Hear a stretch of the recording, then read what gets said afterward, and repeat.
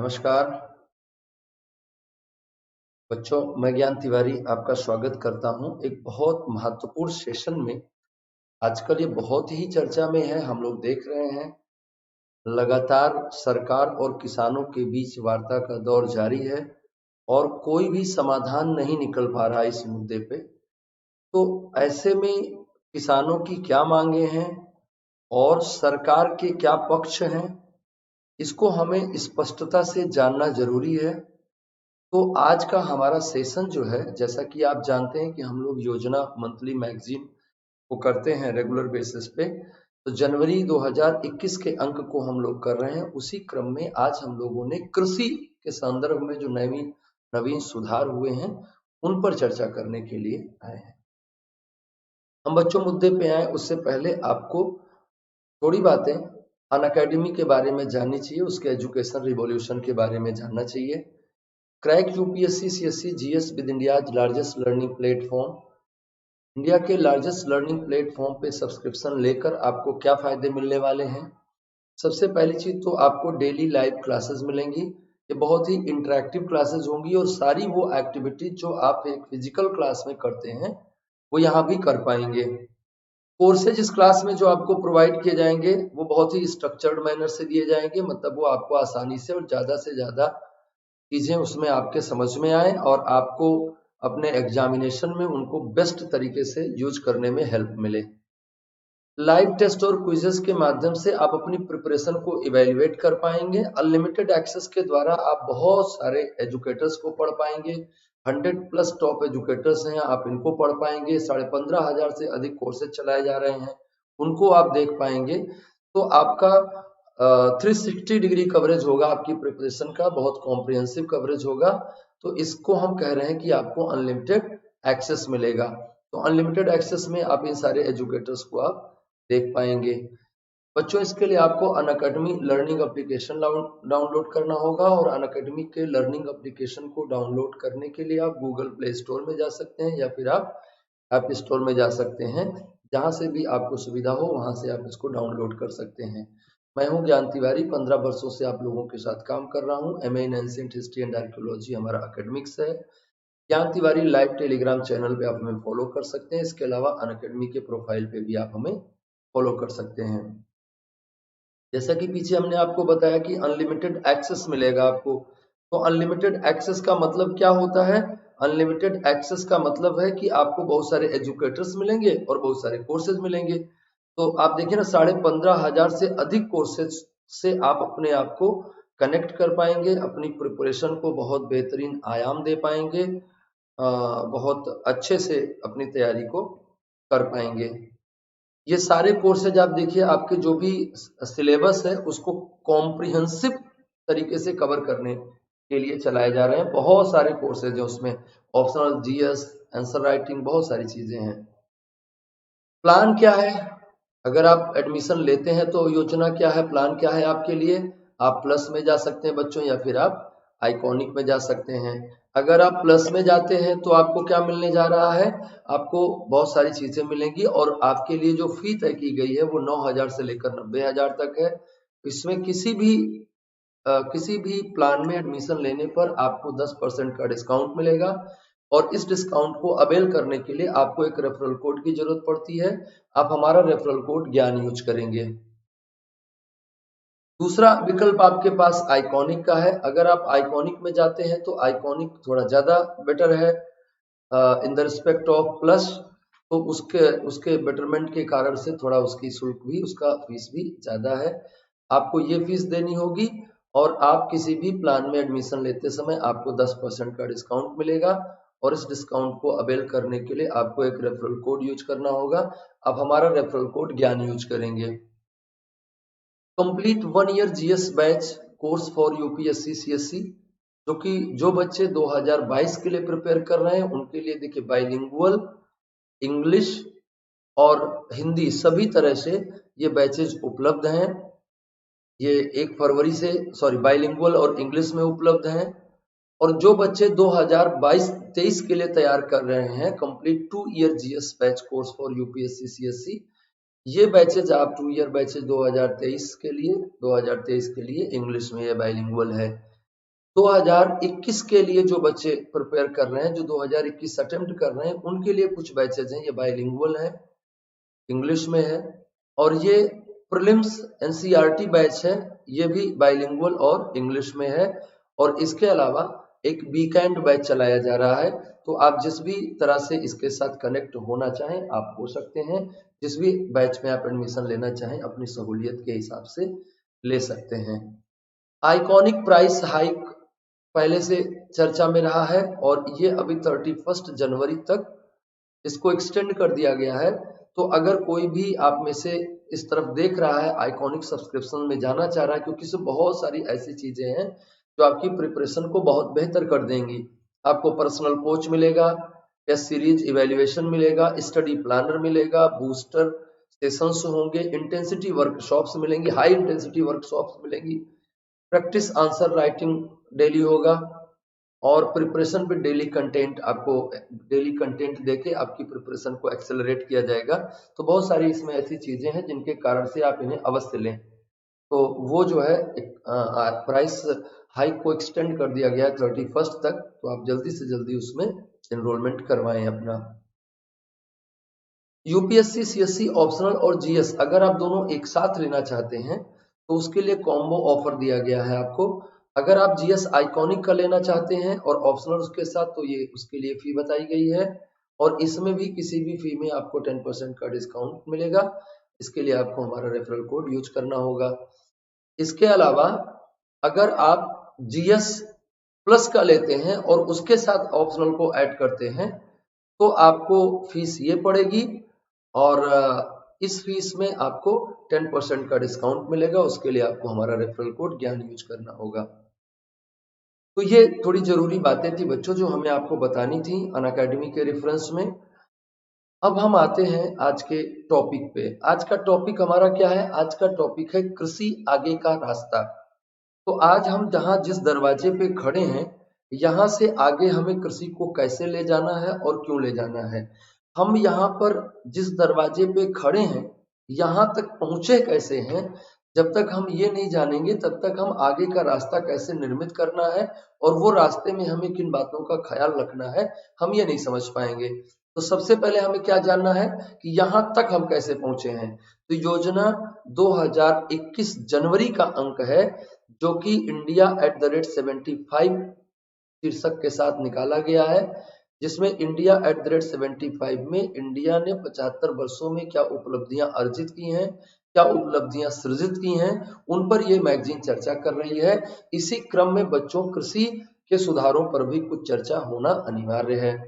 आप जैसा कि पिछले काफी समय से देख रहे हैं कि किसान दिल्ली को घेर के बैठे हुए हैं, दिल्ली में प्रदर्शन कर रहे हैं, सरकार से लगातार वार्ताएं जारी हैं, सरकार भी अपना पक्ष किसानों के साथ रख रही है, किसान भी अपना पक्ष सरकार के साथ साझा कर रहे हैं, लेकिन किसी आम सहमति पर दोनों पक्ष नहीं आ पा रहे हैं। तो वास्तव में समस्याएं क्या हैं, सरकार की क्या बाध्यताएं हैं, सरकार जैसा बहुत सारे अनुमान लगाए जा रहे हैं, बिल की आलोचना करने वाले लोगों द्वारा बहुत सारे अनुमान लगाए जा रहे हैं, बिल का समर्थन करने वाले लोगों द्वारा बहुत सारे अनुमान लगाए जा रहे हैं। इन सारी बातों को आप तब बेहतर तरीके से समझ पाएंगे जब आप ये जान पाएंगे कि आज हम यहाँ तक कैसे पहुंचे कृषि में, और आगे आने वाले समय में हमारे लिए कौन कौन से चैलेंजेस वेट कर रहे हैं, हमें किन किन चैलेंजेस का सामना करना है, हमारे एग्रीकल्चर सेक्टर के लिए कौन कौन से चैलेंजेस वेट कर रहे हैं। तो बच्चों, जब तक इन सारी बातों को आप नहीं समझेंगे तब तक इन बातों को आप नहीं समझ पाएंगे कि कृषि में हम बहुत सारी बातें इसमें लेके आए हैं, बहुत सारी बातें इसमें आर्टिकल में पहले से लिखी गई हैं, बहुत सारी बातें इसमें हमने अपनी जोड़ी हैं, तो आप पूरी बात समझ जाएंगे। लेकिन बच्चों, इस पूरी बात को समझने से पहले हमें क्या करना है, इस पूरी बात को समझने से पहले हमें थोड़ा इसके हिस्ट्री में चलना पड़ेगा, इसके इतिहास में चलना पड़ेगा, ताकि हम समझ पाएं कि कृषि में क्या समस्याएं हैं जिनके सुधार के लिए ये विधेयक लाया गया है। ये विधेयक नहीं बल्कि ये अधिनियम लाया गया है। तो थोड़ा एक हिस्टोरिकल ओवरव्यू लेते हैं हम एग्रीकल्चर के डेवलपमेंट का। भारत में कृषि विकास पर अगर आपको कोई आर्टिकल बनाना हो, और बच्चों आप जानते हैं कि बहुत ही महत्वपूर्ण विषय है और बहुत ज्यादा संभावना है कि इस पर प्रश्न पूछा जाएगा आपसे, तो आप बहुत ध्यान से इसको हमारी बात को समझेंगे। अगर हम कृषि के इतिहास पर बात करें तो हमें क्या समझ में आता है? कृषि के इतिहास पर हम बात करें तो हम भारत में कृषि की वर्तमान स्थिति तक पहुंचने के लिए या कृषि के विकास को समझने के लिए कृषि विकास को आप 3 चरणों में बांटकर देख सकते हैं। एक आप कहते हैं औपनिवेशिक काल से पूर्व की कृषि, मतलब कि जब भारत में औपनिवेशिक शासन की स्थापना नहीं हुई थी उससे पहले का काल, औपनिवेशिक पूर्व कृषि। दूसरा आप कहते हैं औपनिवेशिक काल की कृषि, क्या उसमें चेंजेज आए? और इसमें तीसरा पॉइंट बनता है स्वतंत्रता के पश्चात कृषि व्यवस्था, है ना। तो औपनिवेशिक काल से पूर्व कृषि कैसी थी? ये कृषि जो थी 2-3 विशेषताएं थी इसकी। ये निर्वाह थी, हालांकि अभी भी हमें लगता है कि काफी हद तक निर्वाह व्यवस्था ही चल रही है। निर्वाह कृषि थी, खाद्यान्न उत्पादन पर निर्भर करती थी, खाद्यान्न उत्पादन पर जोर था, नकदी फसलों पर कोई खास जोर नहीं था। प्रकृति के सहारे होती थी, किसी प्रकार का इसमें मशीन बल का प्रयोग नहीं किया जाता था, बल्कि मानव श्रम और पशुओं के श्रम का प्रयोग करके इसको किया जाता था। किसी तरह का केमिकल फर्टिलाइजर नहीं था, केमिकल पेस्टिसाइड नहीं था, और खेती करने के कोई आधुनिक तरीके नहीं थे। इस क्षेत्र में कोई अनुसंधान नहीं होता था। भूधारण पद्धतियां और लोगों की उत्पादन की व्यवस्था इस तरह से थी कि खाद्यान्न उत्पादन ही सबसे प्रमुख उद्देश्य होता था। कई बार अकाल भी पड़ते थे जिसके कारण से, और काफी जनधन की हानि होती थी। औपनिवेशिक काल में आने के बाद, भारत में अंग्रेजों द्वारा सत्ता स्थापित किए जाने के बाद कृषि व्यवस्था में आमूलचूल परिवर्तन आया। कृषि व्यवस्था में यह आमूलचूल परिवर्तन कैसे आया बच्चों? बहुत ध्यान से समझेंगे आप, बहुत पेशेंस के साथ समझेंगे आप। क्या क्या परिवर्तन आए? सबसे पहले तो इन्होंने भूधारण पद्धतियों में परिवर्तन किया, है ना। भूधारण पद्धति का मतलब लैंड होल्डिंग सिस्टम, जमीन है किसकी, भूमि है किसकी, उस व्यवस्था में इन्होंने परिवर्तन किया। और भूधारण व्यवस्था में परिवर्तन करके इन्होंने 3 तरह की व्यवस्था विकसित की। मद्रास के क्षेत्र में इन्होंने रैयतवाड़ी व्यवस्था विकसित की, पंजाब के क्षेत्र में इन्होंने महालवाड़ी व्यवस्था विकसित की, और बिहार और उत्तर प्रदेश बंगाल के क्षेत्र में इन्होंने जमींदारी व्यवस्था विकसित की। और इन सारी व्यवस्थाओं के तहत जो इन्होंने करारोपण किया वो बहुत अधिक था, उच्च करारोपण किया इन्होंने। भूमि का जो लगान रहा वो उच्च करारोपण किया, और उच्च करारोपण के साथ इसके वसूलने की प्रक्रिया भी जटिल बनाई, और वसूलने की प्रक्रिया भी अमानवीय रही। तो वसूलने की प्रक्रिया अमानवीय रही और भूमि स्वामित्व भी परिवर्तनशील रहा। वसूलने की प्रक्रिया अमानवीय रही, पहली समस्या। और दूसरा, भू स्वामित्व परिवर्तनशील रहा। तो जब भू स्वामित्व बच्चों परिवर्तनशील रहेगा तो वैसी स्थिति में एक बहुत बड़ा चैलेंज आएगा कि जमीन की गुणवत्ता का सुधार कौन करेगा। तो अगर मुझे मालूम है कि ये जमीन हमसे कभी भी छीन सकती है तो मैं क्या उसकी गुणवत्ता सुधार पे बल दूंगा? बहुत ऑब्वियस है कि मैं गुणवत्ता सुधार पे उतना ही बल दूंगा जिससे हमारा काम चल जाए। हम भूमि की गुणवत्ता सुधार को बहुत ज्यादा फोकस्ड नहीं होंगे।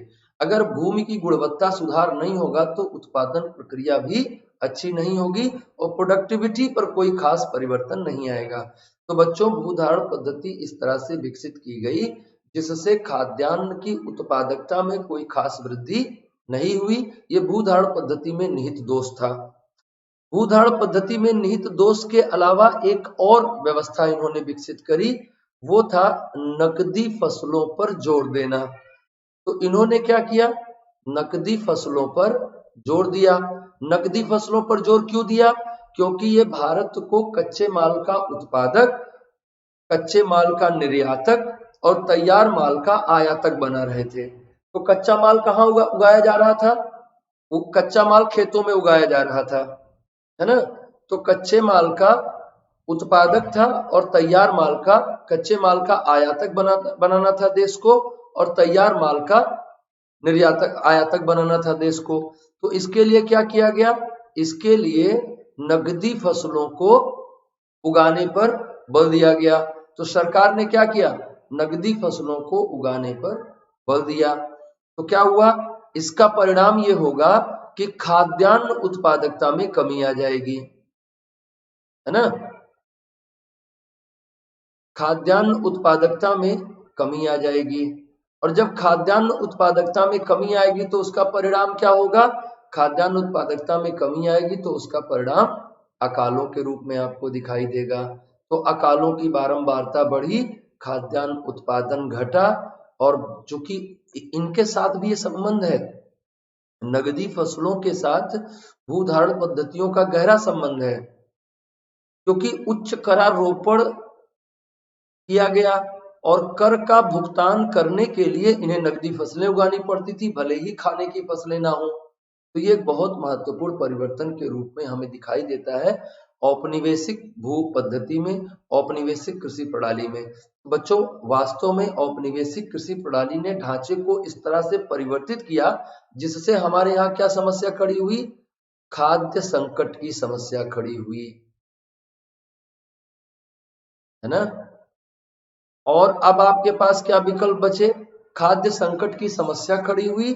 खाद्य संकट की समस्या के दौरान ही औपनिवेशिक शासन चलता रहा और भारतीय राष्ट्रीय आंदोलनकारियों के चलते, भारतीय राष्ट्रवादी नेताओं के प्रयासों से अंततः 1947 में देश आजाद हुआ।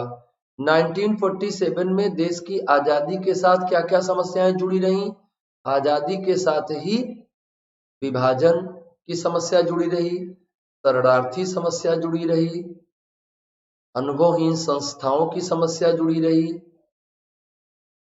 तो ऐसी स्थिति में हमने क्या किया, इन सारी सिचुएशंस में हमने भारत में 1947 के बाद विकास के सभी तरीकों पर विचार करते हुए अंततः हम कहां पहुंचे, नियोजित आर्थिक विकास की रणनीति पर पहुंचे। और नियोजित आर्थिक विकास की रणनीति पर काम करने के क्रम में हमने योजना आयोग बनाया, और योजना आयोग ने क्या किया, पंचवर्षीय योजनाओं पर काम किया।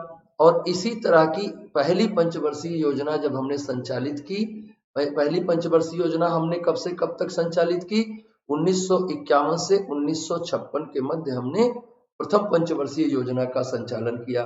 तो पहली पंचवर्षीय योजना के दौरान हमारे समक्ष समस्या क्या थी, हमारे समक्ष समस्या थी अकालों से अपनी जनता को बचाना।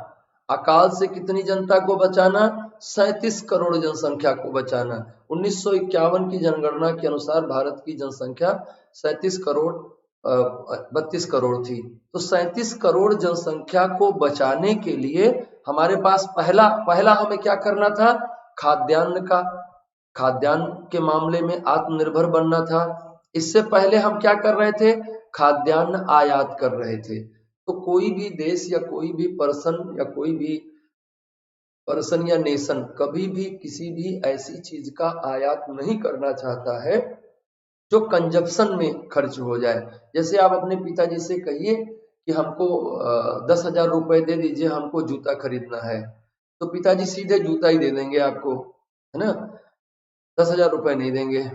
लेकिन आप कहिए कि हमको 20,000 रुपए दे दीजिए, हमको कोचिंग करनी है, तो 20,000 रुपए आपको दे देंगे। क्यों, क्योंकि 20,000 रुपए निवेश हैं और 10,000 रुपए उपभोग हैं। तो कोई भी देश ये चाहता है, कोई भी व्यक्ति ये चाहता है कि वो पैसे संसाधन वहां पर खर्च करे जहां से और अधिक संसाधनों का सृजन हो और अधिक आय हो। वो ऐसी जगहों पर नहीं खर्च करना चाहता जो कंज्यूम कर रहा हो, कंजप्शन पे न्यूनतम खर्च करना चाहता है कोई भी पर्सन या नेशन।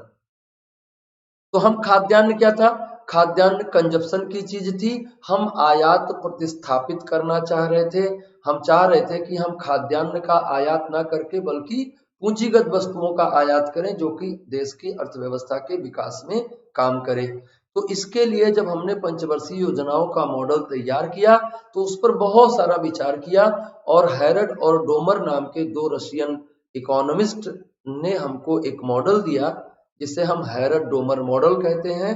और इस हैरट डोमर मॉडल ने कहा कि आपकी पहली आवश्यकता है कि आप खाद्यान्न उत्पादन के मामले में आत्मनिर्भर हो जाएं, आप अपने नागरिकों को फूड सिक्योरिटी दें, उनको कम से कम इतना खाना अवश्य दें जिससे वो अपना सर्वाइवल कर सके। Point number 1। और पॉइंट नंबर 2 कि अगर आप खाद्यान्न जैसी आवश्यकता के लिए किसी और देश पर निर्भर करेंगे तो आप पर अनर्गल दबाव निर्मित करेगा, चाहे वो अमेरिका का दबाव हो PL 480 के संदर्भ में। PL 480 गेहूं खरीद का समझौता था अमेरिका के साथ। भारत और पाकिस्तान के मध्य जो संबंध थे उसमें पाकिस्तान के पक्ष में खड़ा हुआ था अमेरिका, जिसके कारण से वो चाहता था कि अमेरिका जो निर्णय ले रहा है या यूनाइटेड नेशन ऑर्गेनाइजेशन जो निर्णय ले रहा है भारत पाकिस्तान की समस्या के समाधान के क्रम में, उसको भारत मान ले। PL 480 समझौता हुआ था गेहूं खरीदने का, उन्होंने गेहूं देने से मना कर दिया, आनाकानी करना शुरू कर दिया। क्यों आनाकानी शुरू कर दिया? क्योंकि हमारे प्रधानमंत्री ने कहा कि हम जम्मू कश्मीर में रेफरेंडम नहीं करवाएंगे। तो वैसी स्थिति में क्या हुआ? तो उन्होंने गेहूं देने से मना कर दिया। बच्चों, निष्कर्ष क्या निकल रहा है? निष्कर्ष ये निकल रहा है कि अगर हम अपनी सबसे प्राइमरी नेसेसिटी के लिए किसी दूसरे पर डिपेंडेंट होंगे तो इस बात की संभावना बहुत अधिक है कि वो हमारा दुरुपयोग करेगा। इसलिए हमारे लिए सबसे पहली जरूरत क्या थी कि हम एग्रीकल्चरल डेवलपमेंट पर जोर दें, कृषि विकास पर जोर दें। और हैरट डोमर ने जो हमको मॉडल बताया, उन्होंने कहा कि आप कृषि विकास पर जोर दें, और कृषि विकास पर जोर देने के क्रम में हमने पहली पंचवर्षीय योजना का टारगेट रखा एग्रीकल्चरल डेवलपमेंट। इसमें हमने 2.8% ग्रोथ रेट को लक्षित किया, जिसके विरुद्ध हमने 3.6% ग्रोथ रेट को अचीव किया। तो 2.8% के अगेंस्ट हमने 3.6% अचीव किया। तो ये कैसा रहा बच्चों? ये बहुत ही सफल योजना रही, सफलतापूर्वक सफल योजना रही। निर्धारित किए गए लक्ष्य से ज्यादा हमने अचीव किया, तो ये बहुत ही सफल योजना के रूप में हम इसको कंसीडर कर रहे हैं। तो हैरट डोमर मॉडल ने हमको जो बनाया उसमें हम बहुत सफल रहे। इसकी सफलता के लिए हमने बहुत सारे काम किए, सिंचाई सुविधाओं का विकास किया, पेस्टिसाइड डेवलप करना शुरू किया, फर्टिलाइजर डेवलप करना शुरू किया, बहुउद्देशीय नदी घाटी परियोजनाओं के माध्यम से सिंचाई सुविधाओं का विकास करवाया।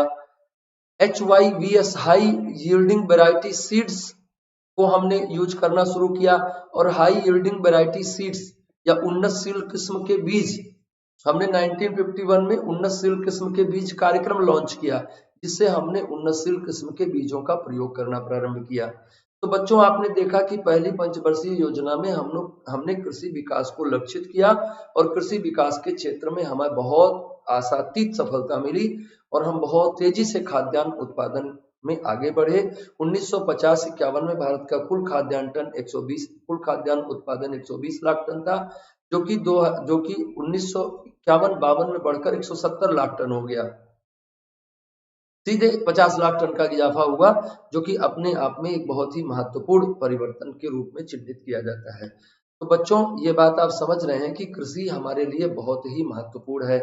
कृषि इतनी महत्वपूर्ण है क्यों? क्योंकि आपको देखिए क्या क्या दे रही है। आपको खाद्य सुरक्षा देती है, जो कि भैया सबसे पहली आवश्यकता है, उसके बिना फिर कुछ हो ही नहीं सकता।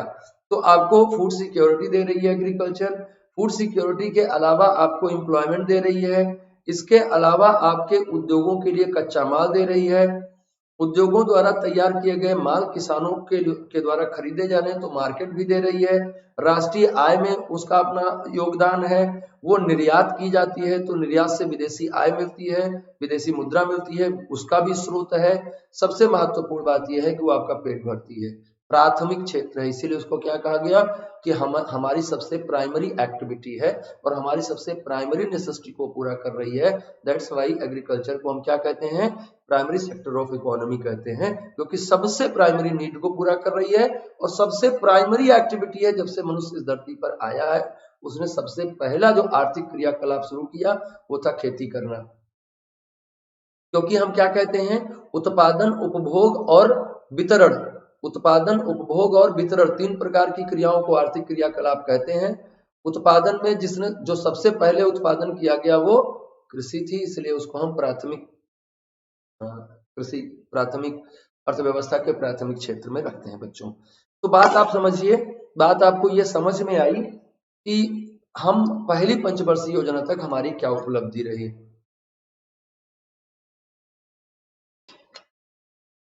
अब पहली पंचवर्षीय योजना के बाद क्या हुआ? पहली पंचवर्षीय योजना के बाद हम सेकेंड 5 ईयर प्लान में गए 1956 से 1961 में।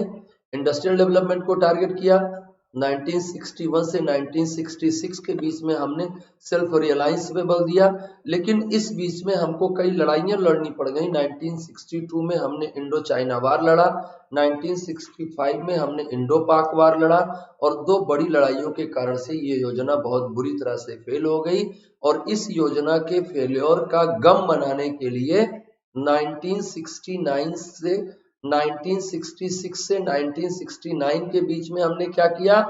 हमने प्लान हॉलीडे घोषित किया, योजना अवकाश घोषित किया, और कहा कि इस दौरान हम कोई योजना नहीं बनाएंगे, वार्षिक योजनाओं पे काम करेंगे। अब जब हम इस दौरान कोई योजना नहीं बनाएंगे तो खाली तो बैठेंगे नहीं, तो पहले जिन योजनाओं को चलाया गया था उनमें जो बेहतर परफॉर्म करने वाली योजनाएं थी उनके लिए हम काम करेंगे।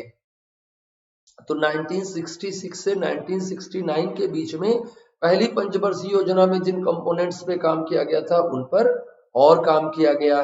जैसे आपने देखा कि HYBS के लिए काम किया गया था, तो HYBS के लिए काम किया गया था तो उनको हमने और जोड़ा, उस काम को हमने और बढ़ाया।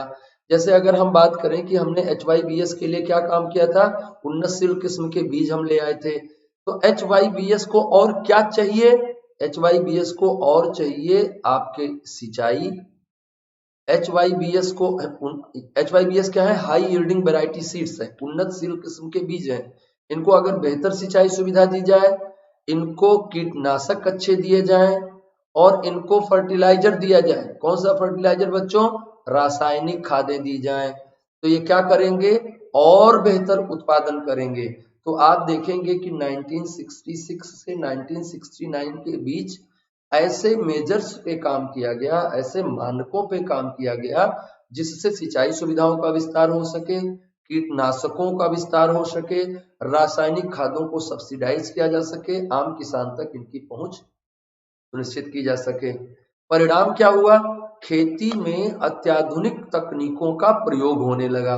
बहुत ध्यान से समझिएगा आप हमारी बात को, अभी तभी आप समझ पाइएगा कि वर्तमान समय में सरकार क्यों इस तरह के परिवर्तन कर रही है, क्यों इस तरह के क्षेत्रों को खोल रही है, एग्रीकल्चर को क्यों प्राइवेट सेक्टर के लिए खोल रही है। आपको थोड़ा लॉजिकली वो बात समझ में आएगी। तो बात समझिए, सरकार ने क्या किया? 66 के बाद क्या हुआ कि सिंचाई, कीटनाशक, रासायनिक उर्वरकों के प्रयोग पर सरकार ने बल दिया। सिंचाई, कीटनाशक, रासायनिक उर्वरकों का बल देने से क्या हुआ? उसका एक कलेक्टिव इम्पैक्ट क्रिएट हुआ, उसका एक सामूहिक प्रभाव उत्पन्न हुआ। और वो सामूहिक प्रभाव क्या था? कृषि की उत्पादन और उत्पादकता दोनों में वृद्धि हुई, प्रोडक्शन और प्रोडक्टिविटी दोनों में वृद्धि हुई, और बहुत तीव्र वृद्धि हुई। इसी के लिए मैक्सिको के कृषि वैज्ञानिक विलियम गैड ने, कृषि मंत्री विलियम गैड ने एक शब्द प्रयोग किया, ग्रीन रिवॉल्यूशन। तो वो यहाँ ही नहीं हुई थी, मैक्सिको में भी हुई थी, क्योंकि जो HYBS था उसमें जो गेहूं का HYBS था, सोनार और सोनार 64, ये कहां से आयातित किया गया था बच्चों? ये आयातित किया गया था मैक्सिको से, रॉकफेलर फाउंडेशन मैक्सिको से, जिसको डेवलप किया था कृषि वैज्ञानिक, एक महान कृषि वैज्ञानिक, अभी नाम नहीं याद आ रहा, अभी आएगा हम बता देंगे। महान कृषि वैज्ञानिक थे, उन्होंने डेवलप किया, उनके नाम पर प्राइज भी दिया जाता है, और उनको शांति का पुरस्कार भी, शांति का नोबेल प्राइज भी दिया गया। खैर, जो भी नाम नहीं याद आ रहा है, मेमोरी बड़ी धोखेबाज चीज होती है, कभी भी आपका साथ छोड़ सकती है। तो सोनार 64 और सोनार 64A नाम की प्रजातियों को विकसित किया, भारत में भी आयातित किया। तो पॉइंट यह है कि मैक्सिको पे भी उसी टाइम पे गेहूं उत्पादन में बहुत तेज वृद्धि हुई थी, इसलिए मैक्सिको से ही वो ग्रीन रिवॉल्यूशन वर्ड क्वाइंड किया गया, है ना। तो नॉर्मन बोरलॉग नाम था उनका। नॉर्मन बोरलॉग जो है रॉकफेलर फाउंडेशन के चेयरमैन थे, और उन्हीं के ही देखरेख में सोनार 64 का डेवलपमेंट हुआ था। तो इसलिए उनको फादर ऑफ ग्रीन रिवॉल्यूशन कहा जाता है। पर हमारा मुद्दा भी उधर नहीं है। हमारा मुद्दा क्या है कि इस तरह से 1960 के डेकेड में, 1960 के बाद बहुत तेजी से एग्रीकल्चर प्रोडक्शन में वृद्धि हुई बच्चों। और आप देखेंगे कि उसके बाद हमने भारत में कृषि उत्पादों की भंडारण क्षमता को बढ़ाया, वेयर हाउसेज बनाए, फूड कारपोरेशन ऑफ इंडिया ने काम किया, हमने बैंकों का नेशनलाइजेशन किया ताकि एग्रीकल्चर सेक्टर को प्रॉपर क्रेडिट फ्लो बन सके। हमने इसके अलावा और बहुत सारे काम किए जिससे कृषि उत्पादन में बढ़ोतरी हो। कृषि उत्पादन में उत्पादकों को एक निश्चित मात्रा में पैसा मिलता रहे, मूल्य मिलता रहे, इसके लिए हमने commission for agricultural cost and prices बनाया, जिसे आप CACP कहते हैं, commission for agricultural cost and prices बनाया। Commission for agricultural cost and prices क्या करता है? न्यूनतम समर्थन मूल्य जारी करता है, MSP इश्यू करता है, मिनिमम सपोर्ट प्राइस। नाम क्या है इसका? Commission for agricultural cost and prices. Cost को भी तय करता है और प्राइस को भी तय करता है। तो कॉस्ट तो तय नहीं कर सकता क्योंकि वो तो लागत है, लेकिन वो प्राइसेज को किसके हिसाब से तय करता है? कॉस्ट के हिसाब से, कि भाई इस उत्पादन में इतना लागत आ रही है इसलिए इसका प्राइस इतना होना चाहिए। इसलिए वो क्या कहता है? ये मिनिमम सपोर्ट प्राइस है, ये न्यूनतम समर्थन मूल्य है, इसको बाजार मूल्य ना समझा जाए। लेकिन बाजार मूल्य कभी भी मिनिमम सपोर्ट प्राइस से नीचे नहीं आ सकते। अगर कोई ऐसी कंडीशन बनती है कि market price minimum support price से नीचे चला जाएगा तो सरकार मिनिमम सपोर्ट प्राइस पे उसको परचेज करेगी। ये व्यवस्था थी commission for agricultural cost and prices और मिनिमम सपोर्ट प्राइस का कॉन्सेप्ट था ये। फिर आगे चलकर इसको और मजबूत करने के लिए किसानों का उपज सही जगह पे बिक सके, उनमें बिचौलियों का हस्तक्षेप कम हो, ऐसा करने के क्रम में APMC एक्ट पास किया गया और APMC मंडीज बनाई गई। APMC मंडीज में जाकर आप बेच सकते हैं अपने उत्पादन को। तो ये सारी व्यवस्था क्रमशः विकसित की गई, भंडारण की व्यवस्था विकसित की गई, सिंचाई की व्यवस्था विकसित की गई, फर्टिलाइजर, पेस्टिसाइड और बहुत सारे तरह से कृषि उत्पादन को सुरक्षित संरक्षित करने का प्रयास किया गया बच्चों। लेकिन अब यहाँ तक तो सब कुछ अच्छा है, लेकिन अब हम पहुंच गए वर्तमान युग तक। अब हमारे पास चैलेंजेस क्या है? हमारे पास चैलेंजेस हैं कि हम 2050 तक 1.7 खरब हो जाएंगे, है ना? 170 करोड़ के आसपास हमारी पॉपुलेशन होगी। पहला सवाल है कि क्या हम 170 करोड़ लोगों को आज के उत्पादन को ध्यान में रखते हुए हम उनको खाद्यान्न सुरक्षा दे पाएंगे? Point number 1। पॉइंट नंबर 2, जिन मानकों को लेकर हमने एग्रीकल्चरल डेवलपमेंट किया, हमने क्या किया? खादों का प्रयोग अंत तक बने रहेंगे तो ही कॉन्सेप्ट क्लियर होगा, क्योंकि सब चीजें क्रमानुसार ही आएंगी। तो जिन मानकों को लेकर हमने कृषि उत्पादन को बहुत तेजी से बढ़ाया, वो कौन से मानक थे? वो थे केमिकल फर्टिलाइजर, केमिकल पेस्टिसाइड। इनके प्रयोग से परिणाम क्या हुआ? इनके प्रयोग का परिणाम बायोमैग्निफिकेशन के रूप में हमारे सामने आया, जैव आवर्धन के रूप में हमारे सामने आया, हमारे सामने मृदा क्षरण के रूप में आया, सॉइल इरोजन के रूप में आया। अधिक खादों का प्रयोग करने से क्या हुआ? सॉइल की इंट्रामोलिकुलर बॉन्डिंग कमजोर हुई। इंट्रामोलिकुलर बॉन्डिंग कमजोर होने से क्या हुआ? सॉइल इरोजन बढ़ा। ज्यादा मात्रा में खेत बनाने के प्रयासों में क्या हुआ? हमने जंगलों को काटा, सिंचाई की समस्या आई।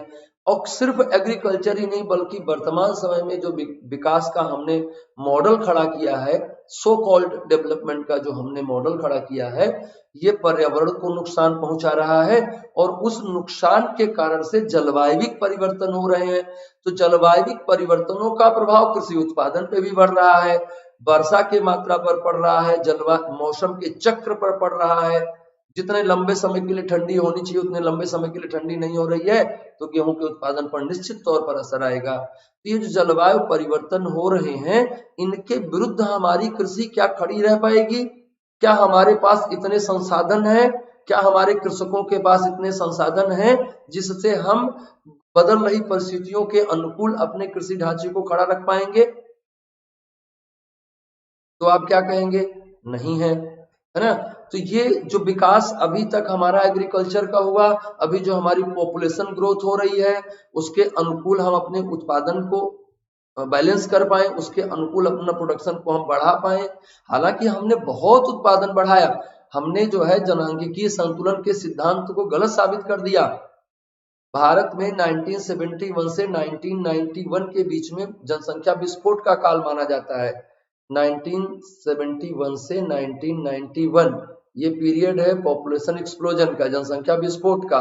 इस दौरान भारत में बहुत तीव्र गति से जनसंख्या बढ़ी, लेकिन इस दौरान बच्चों भारत में प्रति व्यक्ति खाद्यान्न उपलब्धता भी बढ़ी। और प्रति व्यक्ति खाद्यान्न उपलब्धता का बढ़ने का मतलब आप क्या समझ रहे हैं कि टी.आर. माल्थस की थियरी गलत है। वो क्या कह रहे थे कि भाई जनसंख्या बढ़ती है 1 2 4 8 ऐसे बढ़ती है, 1 2 4 8 16 32 गुणात्मक श्रेणी में बढ़ती है। और संसाधन कैसे बढ़ते हैं? संसाधन जो है ये पॉपुलेशन है, ये रिसोर्स है। रिसोर्स बढ़ते हैं मैथमेटिकल सीरीज में 1 2 3 4 5 ऐसे करके बढ़ते हैं। तो संसाधनों और जनसंख्या के बीच असंतुलन बनता है, जिसके कारण से अकाल पड़ते हैं और जनसंख्या अपने आप को संतुलित कर लेती है अपने उपलब्ध प्राकृतिक संसाधनों की तुलना में। डिनाई हो गया ये इंडिया में। 1971 से 1991 जनसंख्या विस्फोट रहा, बहुत तेजी से जनसंख्या बढ़ी। इस बीच में हमारा खाद्यान्न उत्पादन बहुत तेजी से बढ़ा और हम खाद्यान्न आयातक की जगह पर निर्यातक बन गए। खाद्यान्न निर्भरता आ गई, खाद्य सुरक्षा आई। तो ये सारी चीजें जो हम लोगों ने करी वो बहुत ठीक थी, लेकिन हमने जिन मानकों को ध्यान में, जिन माध्यमों से हमने इसको किया, जिन माध्यमों से हमने इसको किया वो माध्यम अब कितने प्रभावी रह गए हैं? क्या अभी भी हम उसी रेट से केमिकल फर्टिलाइजर को यूज कर सकते हैं? नहीं कर सकते। तो बच्चों क्या करना होगा अब हमें? तो इन सब बातों का निष्कर्ष क्या निकला कि वर्तमान में हमारे चैलेंजेस क्या क्या है? वर्तमान में हमारे चैलेंजेस है हमारी बढ़ती हुई जनसंख्या के अनुकूल खाद्यान्न सुरक्षा देना, लोगों की खान पान की आदतों में आ रहे परिवर्तन के अनुरूप उनको हम खाना उपलब्ध करवाएं, है ना। अब रोज ब्रेड ज्यादा खाया जा रहा है, रोटी कम खाई जा रही है। तो जो खाद्यान्न, जो लोगों की फूडिंग बिहेवियर में चेंज हो रहा है, उसके अनुरूप, अब उसके अनुरूप लाना है हमें खाद्यान्न खाने की व्यवस्था को। हमें बदल रहे मौसम के अनुकूल अपनी कृषि को लाना है। हमें बायोमैग्निफिकेशन को भी ध्यान में रखना है कि अगर हम केमिकल फर्टिलाइजर यूज करेंगे, केमिकल पेस्टिसाइड यूज करेंगे तो मैग्नीफाई होगा हमारी बॉडी में। हमारी बॉडी में अगर हम नाइट्रोजन ज्यादा रहेगी हमारे गेहूं में, तो वो नाइट्रोजन हमारे शरीर में संचित होता रहेगा और हमको तरह तरह की बीमारियां, सबसे खतरनाक बीमारी जो बढ़ रही है उसकी वजह से वो है कैंसर। तो इस तरह से बहुत सारी समस्याएं हमारे लिए उत्पन्न होंगी। तो हम वर्तमान कृषि ढांचा क्या इन समस्याओं से निपटने के लिए उपयुक्त है? भारत में आप जानते हैं कि कृषकों की अधिकांश संख्या सीमांत किसानों की है, जिनके पास 1 हेक्टेयर से कम जमीन है। अब 1 हेक्टेयर से कम जमीन है और ये चैलेंजेस आप देख लीजिए, तो क्या वो बहुत बड़े पैमाने पर उसका मॉडिफिकेशन करवा पाएंगे? क्या वो उस क्षेत्र में अनुसंधान कर पाएंगे? क्या जो कृषि के क्षेत्र में अनुसंधान हो रहे हैं वो पर्याप्त हैं या उनको और बढ़ाया जाना चाहिए? और अगर उनको और बढ़ाया जाना चाहिए तो उसके लिए संसाधन कहाँ से आएंगे, उसके लिए रिसोर्सेज कहाँ से आएंगे? और बहुत सारे ऐसे मुद्दे हैं बच्चों जिन पर सुधार की बहुत गहन आवश्यकता है। और ये जो 3 कृषि कानून पारित किए गए वो संभवतः इन्हीं सारे बातों को ध्यान में रखते हुए पारित किए गए होंगे। और इसीलिए, लेकिन अब ये भी बात है कि हम क्या उनमें कुछ सुधार कर सकते हैं, तो उस पर भी चर्चा होनी चाहिए कि क्या वो पूरी तरह से सही है और किसानों के जो कंसर्न है क्या उनको एकदम से डिनाई किया जाना चाहिए या उनको भी लिया जाना चाहिए। तो आगे के आर्टिकल में कुछ तो आर्टिकल के जो राइटर हैं उनका है और कुछ हम लोगों ने आपस में कुछ ने हमने अपनी तरफ से उसमें ऐड करके और पूरी बात को समझाने का आपको प्रयास किया है। तो आप आगे यहाँ तक की कहानी आप समझ चुके हैं, आगे की कहानी उसमें लिखी हुई है। बच्चों कृषि आगे का रास्ता, मतलब यहां तक हम लोग पहुंच गए हैं। अब आगे के रास्ते पर, क्योंकि योजना जनवरी 2021 के अंक में ये आर्टिकल इसी टाइटल से छपा है, कृषि आगे का रास्ता। इसके लेखक डॉक्टर सी.डी. माई और भगीरथ चौधरी हैं। Doctor C D. माई ICAR के फेलो हैं और कई संस्थाओं के में वैज्ञानिक हैं, अनुसंधानकर्ता हैं, अध्यक्ष हैं। बहुत सारी संस्थाओं के साथ इनका संबंध है। बहुत बेहतरीन आर्टिकल है बच्चों, आप इसको एंजॉय करें। इस लेख में क्या क्या मिलने जा रहा है? भारतीय कृषि सफलता की गाथा। इसमें हम कुछ आपको फैक्ट्स एंड फिगर्स बताएंगे, जिनके माध्यम से आप समझ पाएंगे कि वर्तमान समय में कृषि व्यवस्था कितनी मजबूत है। नए कृषि कानून, ऐतिहासिक सुधार, उनको भी हम देखेंगे कि वो कितना हिस्टोरिकली कितना महत्वपूर्ण सुधार के रूप में हमारे सामने आ रहे हैं। भावी योजनाओं पे चर्चा करेंगे, आगे का रास्ता देखेंगे और आगे के रास्ते में क्या क्या चीजें हम बात करेंगे। टेक्नोलॉजी संबंधी नवाचार, अनुसंधान और विकास में अधिक निवेश की आवश्यकता है और कृषि कानूनों में ऐतिहासिक सुधार किए गए। इन सबके चलते और अंततः हम क्या देखेंगे कि इस पूरी बात को हम कैसे कंक्लूड कर पाएंगे। ओके बच्चों, आगे चलते हैं। सबसे पहले देखते हैं कि हमने जिन चैलेंजेस की बात पीछे करी थी वो चैलेंजेस कितने महत्वपूर्ण हैं। एक आपके पास ये चार्ट है, इसके माध्यम से आप देखें। Impact of climate change by 2030 तक भारत की कृषि व्यवस्था पर पर्यावरणीय परिवर्तन का, जलवायु परिवर्तन का क्या प्रभाव आएगा और कौन सी फसल किस रेट से नीचे गिर रही है, उत्पादन स्तर उसका कैसे नीचे गिरेगा। ये आप देखेंगे तो आपको समझ में आएगा कि जलवायु परिवर्तन का जो प्रभाव कृषि पे पड़ रहा है उससे निबटने के लिए बहुत आवश्यक है कि हम कृषि क्षेत्र में मजबूत अनुसंधान करें, ऐसे बीजों का विकास करें जो इस जलवायु के अनुकूल हों, जो परिवर्तित हो रही जलवायु के अनुकूल हों। वो जो बीज जो बीती हुई जलवायु के अनुकूल है, अब वो उनकी उत्पादकता कम हो रही है। क्या कह रहा है? 9 out of 10 of the major crops will experience reduce or stagnant growth rate, while average prices will increase dramatically as a result, at least in part due to climate change. Getting the point?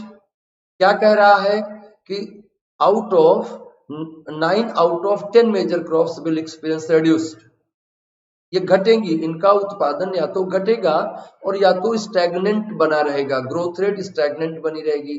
दोनों ही condition में हमारी जनसंख्या तो बढ़ ही रही है ना। अगर उनका प्रोडक्शन रुक भी गया, अगर उनका उत्पादन स्तर घटा नहीं बल्कि रुक भी गया, तो हमारी बढ़ती हुई जनसंख्या की खाद्य आवश्यकताओं की पूर्ति वो नहीं कर पाएगा, तो वो समस्या करेगा। और अगर बच्चों घट रहा है तो बड़ी समस्या है, तब तो आपको साफ साफ समस्या दिखाई दे रही है। While average prices will increase dramatically, जबकि इनके मूल्य कैसे होंगे? अचानक से बढ़ेंगे, तेजी से बढ़ेंगे। At result at least in part due to climate change, जलवायु परिवर्तन के कारण ये सारा कुछ होगा। मक्के का उत्पादन 12% घटेगा, ग्रोथ रेट डिक्रीज करेगी 12%, प्राइस इंक्रीज करेगा 90%। ऐसा कोई पक्का नहीं है, ये एक सर्वे है जो बता रहा है आपको। तो हम कहते हैं इससे कम भी बढ़ेगा तो भी तो बढ़ेगा ना, समस्या कड़ी होगी। जिस मूल्य पर हम आज खाद्यान्न उपलब्धता सुनिश्चित कर रहे हैं अपने पब्लिक डिस्ट्रीब्यूशन सिस्टम के माध्यम से, प्रधानमंत्री गरीब कल्याण योजना के माध्यम से, जिस भी माध्यम से हम अपने इस सिस्टम को इम्प्रूव कर रहे हैं, तब भी देख रहे हैं कि खाद्यान्न समस्या बनी हुई है, हर आदमी तक नहीं पहुंच पा रहे हैं, कुछ ना कुछ रह जा रहा है। तो जब ये प्राइसेज बढ़ जाएंगी तो कितनी बड़ी समस्या हमारे लिए खड़ी हो जाएगी। तो देखें भाई, मेज जो है वो 90% प्राइस इंक्रीज कर जाएगा, 12% घटेगा। तो राइस की ग्रोथ रेट डिक्रीज करेगी 23%, तो प्राइस बढ़ रहा है 89%। गेहूं डिक्रीज कर रहा है 13%, 2030 तक की बात हो रही है ये, और प्राइसेज वर्तमान प्राइसेज का 75% बढ़ जाएंगी। अदर क्रॉप्स में 8% का डिक्रीज रहेगा और इनकी प्राइसेज वर्तमान मूल्य के 83% तक बढ़ जाएंगी। तो क्या ये सही रहेगा? तो ये बच्चों क्यों हो रहा है? क्योंकि हमारी जनसंख्या वृद्धि हो रही है, हम लगातार जनसंख्या बढ़ाने में जुटे हुए हैं, बहुत मन से जुटे हुए हैं, और अभी जो है सर्वे बता रहे हैं कि कोरोना ने भी जनसंख्या बढ़ाने में सहायता कर दी, है ना। तो जनसंख्या बढ़ रही है, बहुत तेजी से बढ़ रही है, तो इससे हमें बचना होगा, जनसंख्या को कम करना होगा। बढ़ती हुई जनसंख्या और पर्यावरण परिवर्तन, जलवायु परिवर्तन, इन दोनों का कलेक्टिव इफेक्ट क्या करेगा, खाद्यान्न संकट की ओर हमको ले जाएगा। तो क्या करें, कुछ करें, क्या करें भाई बताओ। ये करो आप, कृषि भूमि निगरानी बढ़ाओ, फसल क्षेत्र आकलन एवं उत्पादन की भविष्यवाणी सही करो ताकि लोग उसका उत्पादन कर पाए। कृषि सूखा आकलन एवं निगरानी तंत्र विकसित किया जाए। बागवानी फसल क्षेत्र आकलन एवं निगरानी तंत्र विकसित किया जाए। फसल प्रणाली विश्लेषण, फसल प्रणाली कार्यक्रम, वैश्विक फसल कार्यक्रम, कमांड क्षेत्र एवं जल संसाधन निगरानी, मृदा मानचित्रण एवं निगरानी, कीट रोग संसूचन एवं घटना पूर्वानुमान, भूभाग मत्स्यन विभाग, ये सारे काम करके हम क्या कर सकते हैं, अपनी खाद्य आवश्यकता की पूर्ति को सुनिश्चित कर सकते हैं। तो बच्चों ये समझ में आ रहा है आपको, बहुत बेहतर आप समझ रहे हैं, बस मस्ती में बने रहिए, अंत तक बने रहिए। देखिए कितना बढ़िया थाली है, देख के भूख लग जा रही है नहीं, लेकिन क्या हमको 20 साल 50 साल 60 साल बाद भी ये सारी चीजें ऐसे ही मिल जाएंगी, और क्या इतनी इजली मिल जाएंगी? बहुत मुश्किल हो रहा है, बहुत। पूड़ी भी है, रोटी भी है, हलवा भी है, दही अचार पापड़ सलाद सब कुछ है, तो क्या हम ऐसे ही पा जाएंगे? अभी तो पा रहे हैं, अभी तो थाली खूब बढ़िया से सजी हुई है ना। तो देखिए कैसे सजी हुई है, क्योंकि बहुत सफलता मिली कृषि क्षेत्र में, और बहुत सफल है हमारा कृषि क्षेत्र। अभी आपने देखा कि लॉकडाउन के दौरान या पेंडेमिक के दौरान अर्थव्यवस्था के जितने भी सूचक हैं, सभी में गिरावट आई, सिवाय कृषि के, है ना। तो खेती है तो सब कुछ है, ये बात समझ लेना बच्चों, है ना। बहुत सारे लोग आजकल जो है इस तरह का बातें कह रहे हैं कि अरे किसान नहीं है, आतंकवादी है।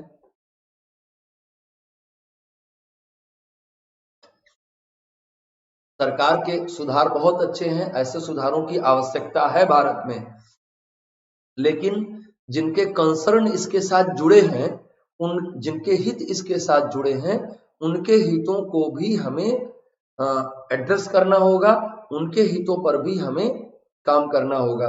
जैसे बहुत सारे लोग कह रहे हैं कि मैं तो खाना खरीद के खाता हूँ, मैं आजकल देखता हूँ फेसबुक पे लोग इस तरह की बातें लिखते हैं, अरे मैं तो खाना खरीद के खाता हूँ, ये देशद्रोही हैं जो धरना दे रहे हैं। आप खाना खरीद के तो खाते हैं, लेकिन आप कहाँ से खरीदेंगे? आप देख रहे हैं कि प्राइस कैसे बढ़ेगा, मूल्य कैसे बढ़ेगा, तो आप जो है तब नहीं खरीद पाएंगे, हर आदमी नहीं खरीद पाएगा। अगर आपकी क्षमता है भी खरीदने की, तो आप जो है बाकी लोगों की ओर देखिए जो लोग नहीं खरीद पा रहे हैं। तो आप किसानों और सरकार के बीच में आप ना तो किसी को आतंकवादी कहिए, और बेवजह में किसी का समर्थन भी मत करिए। जहां तक बात इस आंदोलन की है, तो किसान की मांगों को सुना जाना चाहिए, उनके कंसर्न को भी डील किया जाना चाहिए, और सुधारों को भी आगे कंटिन्यू रखा जाना चाहिए। सरकार जो सुधार लेके आई है, ये निश्चित तौर पर बेहतर है। हमने आपको बताया कि जिस तरह के चैलेंजेस को हम फेस करने जा रहे हैं, उन चैलेंजेस को कैसे हम मीट आउट करेंगे, उन चैलेंजेस से कैसे हम दो चार हो पाएंगे, तो उसके लिए इस तरह के सुधारों की आवश्यकता पड़ेगी। लेकिन इन सुधारों में किसानों का जो भय है, उसकी सुरक्षा दिया जाना बहुत जरूरी है, क्योंकि भारत में किसान अधिकांशतः गरीब है। भाई इससे निश्चित तौर पर जो सुधार हैं, इससे निश्चित तौर पर किसानों की आय बढ़ेगी, नो डाउट, लेकिन ये बढ़ी हुई आय कब तक रहेगी, ये सुनिश्चित किया जाना जरूरी है। और जो छोटे किसान हैं, जो बहुत तेजी से इसको अडॉप्ट नहीं कर पाएंगे, इस सिस्टम का हिस्सा नहीं बन पाएंगे, उनके बारे में भी सोचा जाए। जो कॉन्ट्रैक्ट होगा उसके बारे में भी सोचा जाए, उसमें ऐसे क्लॉज बनाए जाए जिससे उस कॉन्ट्रैक्ट का कोई दुरुपयोग ना कर पाए। तो बच्चों अभी हम क्रमानुसार उस पर चलते हैं, आप ध्यान से देखें। क्या कहना चाह रहे हैं कि भारतीय कृषि राष्ट्रीय अर्थव्यवस्था का अत्यंत महत्वपूर्ण क्षेत्र है, क्योंकि देश की आबादी का बड़ा हिस्सा कृषि और संबंधित क्षेत्रों से लगा हुआ है। भारत की जनसंख्या 1.3 अरब यानी दुनिया की आबादी का 17.9% है। यहीं से देखिए, हमने कहा था ना आगे की राह की बात मैं कर रहा हूं, पीछे तक की बात मैं बता चुका हूं।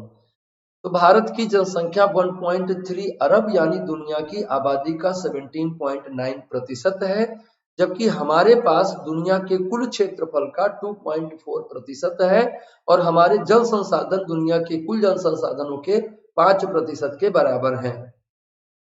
अब पहला असंतुलन आपको पकड़ में आया। पहला असंतुलन क्या है? जनसंख्या भैया 18%, भूमि है 2.5%। कैसे मैनेज करोगे? देखो, इसी में उत्पादन करना है, खाद्यान्न सुरक्षा देनी है। जल संसाधन कैसे हैं आपके? बहुत कम है, वो भी दुनिया के कुल जल संसाधनों का आपके पास 5% ही है। अत्यधिक जनसंख्या घनत्व होने के बावजूद भारत में स्वतंत्रता के बाद कृषि उत्पादन में शानदार कदम उठाए गए हैं। आम धारणा के विपरीत भारत की कृषि कामयाबी की गाथा कहती है। आम धारणा के विपरीत कहने का मतलब यहाँ क्या है? सामान्यतः हमको लगता है कि कृषि में बेकार है सब कुछ, ऐसा नहीं है। बहुत उसकी कामयाबी है, बहुत कामयाबी की गाथा है, सफलता की उसकी गाथा है। विश्व के कुल क्षेत्र के 11% के साथ भारत कृषि उत्पादन में दुनिया में दूसरे नंबर पर है। पॉइंट टू बी प्राउड है ना, ये हमारे लिए एक गर्व का विषय है। हम लेकिन नंबर 1 होना चाहते हैं। जब हम जनसंख्या में नंबर 1 हो जाएंगे तो हमें इसमें भी नंबर 1 हो जाना चाहिए। अभी हम जनसंख्या में भी नंबर 2 हैं, तो इसमें नंबर 2 पे है। अब नंबर 2 से नंबर 1 की यात्रा में समस्याएं क्या क्या है, पीछे हमने आपसे चर्चा करी। तो उन समस्याओं को बच्चों हमें मीट आउट करना है, और ये तभी हो पाएगा जब हम नए सुधारों का हृदय से स्वागत करेंगे। हाँ, उन सुधारों में हमारा शोषण ना होने पाए, ये पाना हमारा अधिकार है। खाद्यान्न, कपास, गन्ना, बागानी फसलें, पोल्ट्री, मसालों और जल जीवों समेत अनेक वस्तुओं का प्रमुख उत्पादक है भारत। भारत में, ये सब आंकड़े हैं बच्चों, नोट कर लीजिएगा, एग्जाम में पूछे जाते हैं। भारत में 2019 में 459 अरब डॉलर मूल्य के कृषि उत्पादों का उत्पादन हुआ और कृषि उत्पादों के वैश्विक व्यापार से सेवाओं और विनिर्माण क्षेत्र के निर्यात से भी अधिक की आमदनी हुई। Point to be noted. कृषि उत्पादों के वैश्विक व्यापार से सेवाओं और विनिर्माण क्षेत्र के निर्यात से भी अधिक की आमदनी हुई है। ये बहुत बहुत इंपॉर्टेंट पॉइंट है। हम कृषि को छोड़ नहीं सकते, ये विकास की गौरव गाथा है और ये हमारे विकास का एक आवश्यक पहलू है। हम इसमें कोई भी जल्दबाजी नहीं कर सकते और इसमें हम किसी भी तरह से कोई छूट नहीं दे सकते, कोई हीला हवाली नहीं कर सकते। कृषि से जुड़ा सकल घरेलू उत्पाद 2001 में 101 अरब डॉलर था, जो हाल के वर्षों में 459 अरब डॉलर के स्तर पर पहुंच गया, जिससे कृषि क्षेत्र के शानदार विकास का तो संदेश देता ही है। इससे कृषि क्षेत्र में नियोजित श्रम शक्ति की संख्या में कमी आने का भी पता चलता है। पहले हमारे ज्यादा जनसंख्या कृषि कार्य में लगी हुई थी, अब कम जनसंख्या लगी हुई है, ज्यादा उत्पादन कर रही है। इसका मतलब कि कृषि उत्पादन की गुणवत्ता में भी वृद्धि हो रही है, उत्पादकता में भी वृद्धि हो रही है। अर्थव्यवस्था के विकास के साथ ही इस क्षेत्र में नियोजित श्रम शक्ति में भी कमी आई और ये 2000 के 60% से घटकर 2019 में 42% हो गई। बात समझ रहे हैं? कृषि कार्य में नियोजित श्रम शक्ति सन 2000 में कितनी थी? 60% थी। अभी कृषि क्षेत्र में लगी हुई श्रम शक्ति भारत का कितना प्रतिशत है? 42% है। इसके बावजूद कृषि उत्पादन लगातार बढ़ रहा है और नई ऊंचाइयां छू रहा है।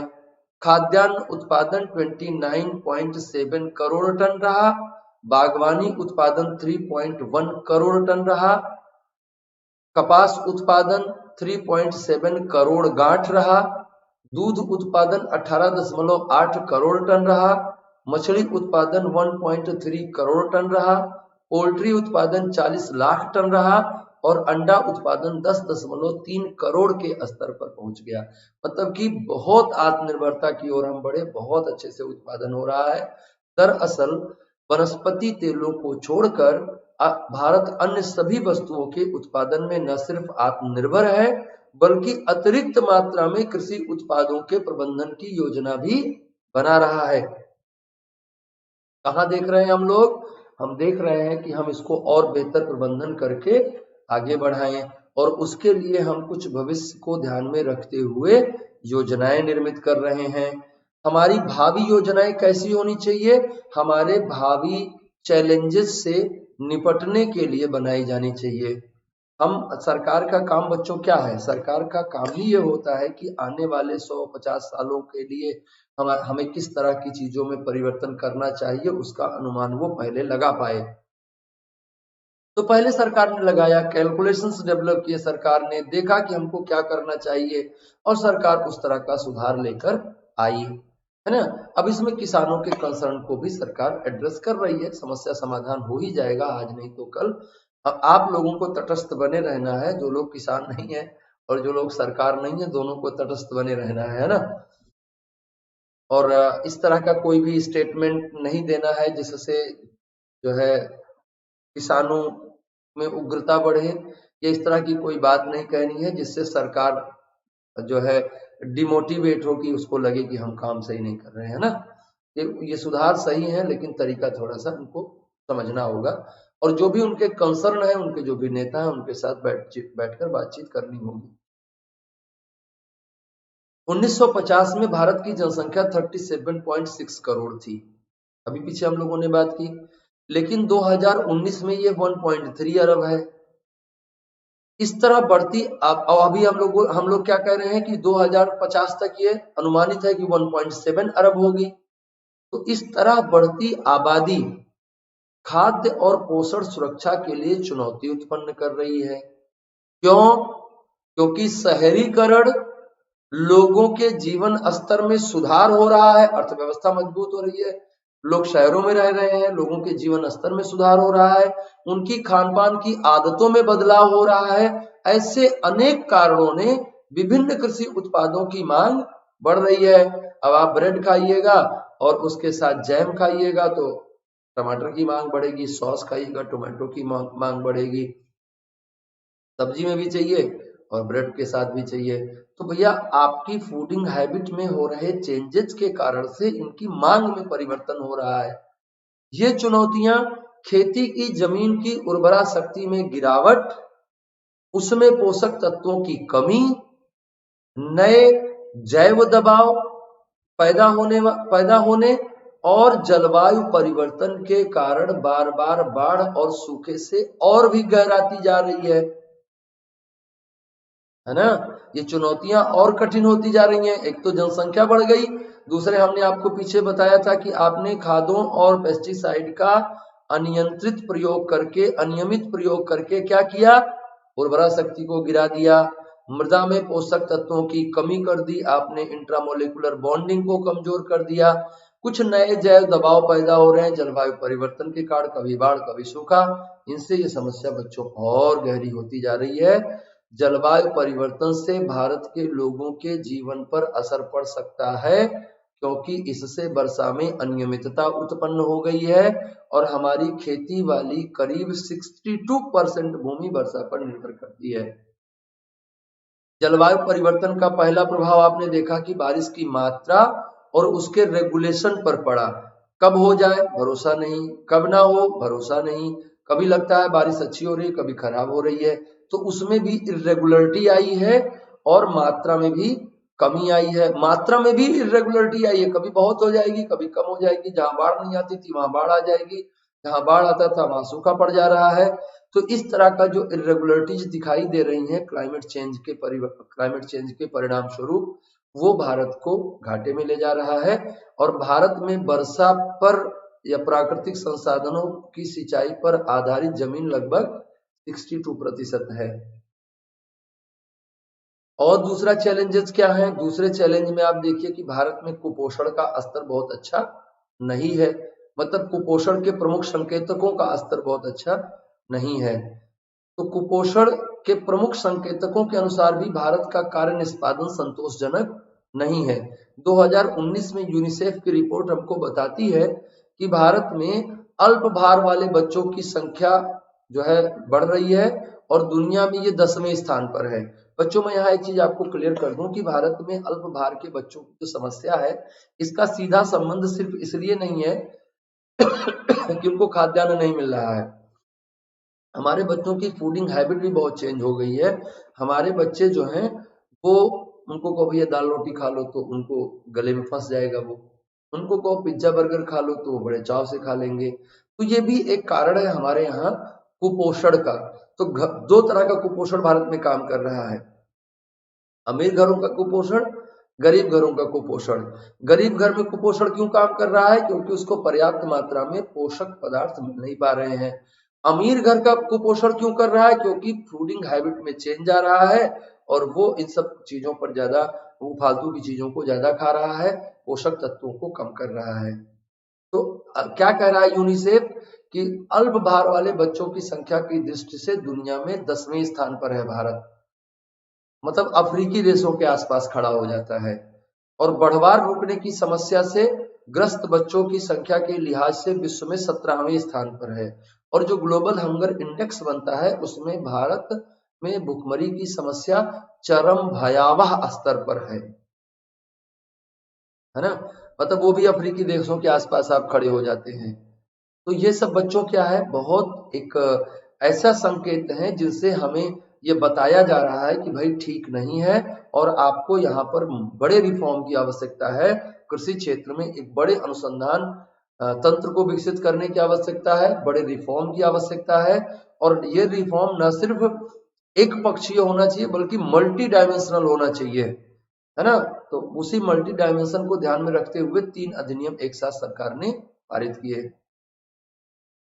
इन चुनौतियों से निपटने के लिए अनुमान है कि भारत को अपनी जमीन की उत्पादकता में 4 गुना पानी की उत्पादकता, अपनी जमीन की उत्पादकता में 4 गुना, पानी की उत्पादकता में 3 गुना और श्रम की उत्पादकता में 6 गुना की बढ़ोतरी करनी होगी। अब देखो ऐसा भी कर सकते हैं कि जमीन की उत्पादकता में वृद्धि तो करेंगे, प्रयास करें। हम तकनीकी समाधान भी ढूंढ सकते हैं इनका। हम क्या कर सकते हैं कि कम गुणवत्ता वाली जमीन में उगने वाली फसलों को उगा सकते हैं। पानी की उत्पादकता में हम 3 गुना वृद्धि कर सकते हैं। साथ साथ हम ऐसी फसलों को भी विकसित कर सकते हैं, उनके जो है उनमें जेनेटिक इंजीनियरिंग करके हम क्या कर सकते हैं, उनमें जेनेटिक इंजीनियरिंग करके हम कर सकते हैं कि हम उनकी ऐसा उनमें परिवर्तन कर दें जिससे वो कम पानी में उगने लगे, है ना? तो ये सब पर अनुसंधान कौन करेगा? जिसके पास 1 हेक्टेयर भी जमीन नहीं है वो क्या कर पाएगा? ये सारे अनुसंधान तो नहीं कर पाएगा। तो इसको थोड़ा डिटेल में समझने की जरूरत है कि क्यों सरकार इस तरह का कानून लेके आ रही है। और सरकार को भी लोगों को इस बात को बताना होगा कि भाई हम जो कानून लेके आ रहे हैं वो आपकी सुरक्षा के लिए, आपको कोई भी नुकसान नहीं पहुंचाएंगे। इतना ही नहीं, यह कार्य कम कार्बन उत्सर्जन करने वाली टेक्नोलॉजी के उपयोग से करना होगा ताकि हमारी पारिस्थितिकी तंत्र पर भी कोई प्रतिकूल असर ना पड़े।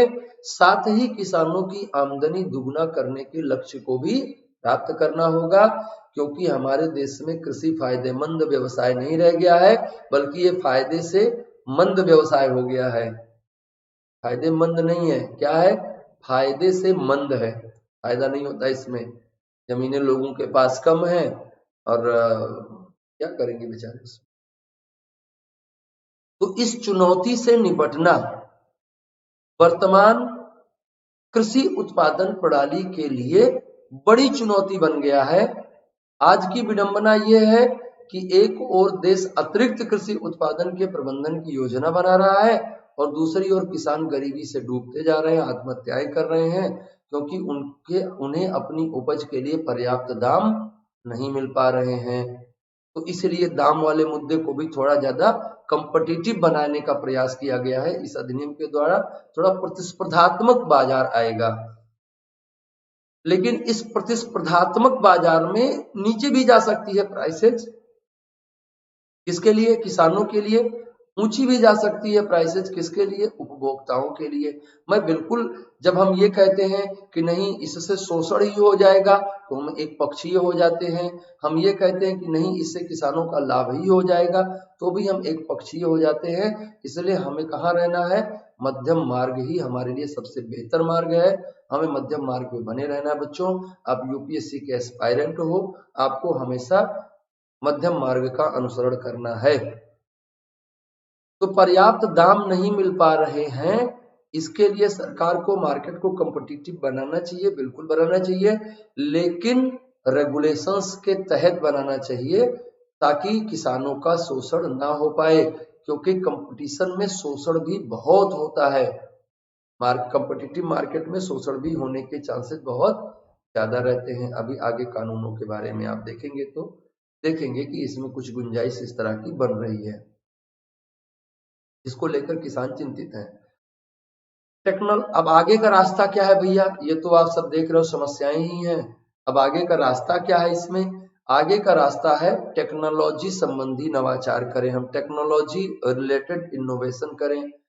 दुनिया भर में कृषि विज्ञान के क्षेत्र में टेक्नोलॉजी संबंधी अनेक खोजें और आविष्कार हो रहे हैं, जिससे जलवायु परिवर्तन के असर को कम करने, पैदावार बढ़ाने और क्षारता, बाढ़ व सूखे जैसे दबावों को कम करने के लिए किया जा सकता है। क्षारता मतलब बच्चों मिट्टी जो है वो बंजर हो जाती है, ऊसर हो जाती है, मिट्टी के ऊपर सफेद परत जमा हो जाती है चूने की, जिसको आप कहते हैं रेह हो गई, कल्लर हो गई, राकड़ हो गई। अलग अलग क्षेत्रों में इसके लिए अलग अलग नामों का प्रयोग किया जाता है। रेह, कल्लर, भूण, राकड़, इस तरह के शब्द प्रयोग किए जाते हैं। तो हमें क्या करना है? ऐसे टेक्नोलॉजी और खोज को, आविष्कार को करना है जिससे जलवायु परिवर्तन के असर को कम करने, पैदावार बढ़ाने, क्षारता घटाने, बाढ़ और सूखे जैसे दबावों को कम करने पर काम किया जा सके। उदाहरण के लिए जीनोमिक्स विज्ञान में खोजपूर्ण बदलाव हुए हैं, जिसके अंतर्गत जीनोमिक ट्रांसजेनिक की सहायता से नई जीनोमिक फसलें, ट्रांसजेनिक्स की सहायता से नई प्रजातियां विकसित की गई हैं। जैसे क्रिस्पर Cas9 टेक्नोलॉजी का उपयोग किया जा रहा है। भारत में कई आणविक प्रजनन उत्पादों का खेतों में वाणिज्यिक उपयोग सफलतापूर्वक किया जा रहा है और किसान चावल, गेहूं, मक्का, काबुली चना, मूंगफली उगाने में इसका फायदा भी उठा रहे हैं। लेकिन कपास उत्पादन में पहली बार इसके उपयोग से भारत कपास उत्पादन में दुनिया का अग्रणी देश बन गया। क्या करते हैं बच्चों इसमें? हम उसके जेनेटिक्स में चेंज कर देते हैं। जेनेटिक्स क्या होती है?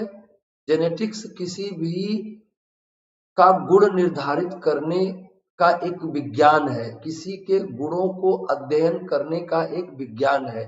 जैसे कोई व्यक्ति के गुण क्या हो सकते हैं? व्यक्ति के शारीरिक मानसिक गुण होते हैं ना। शारीरिक गुण में क्या होगा? वो गोरा, काला, लंबा, नाटा, मोटा, पतला होगा।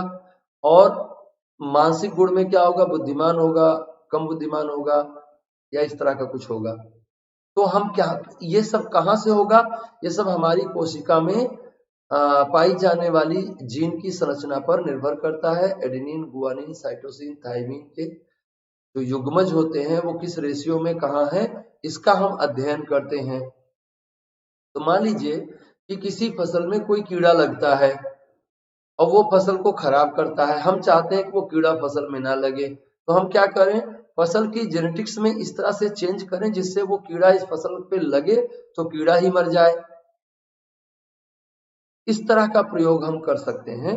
तो ये इसको हम कहते हैं, जैसे हम कॉटन की बात कर रहे हैं तो वो क्या है?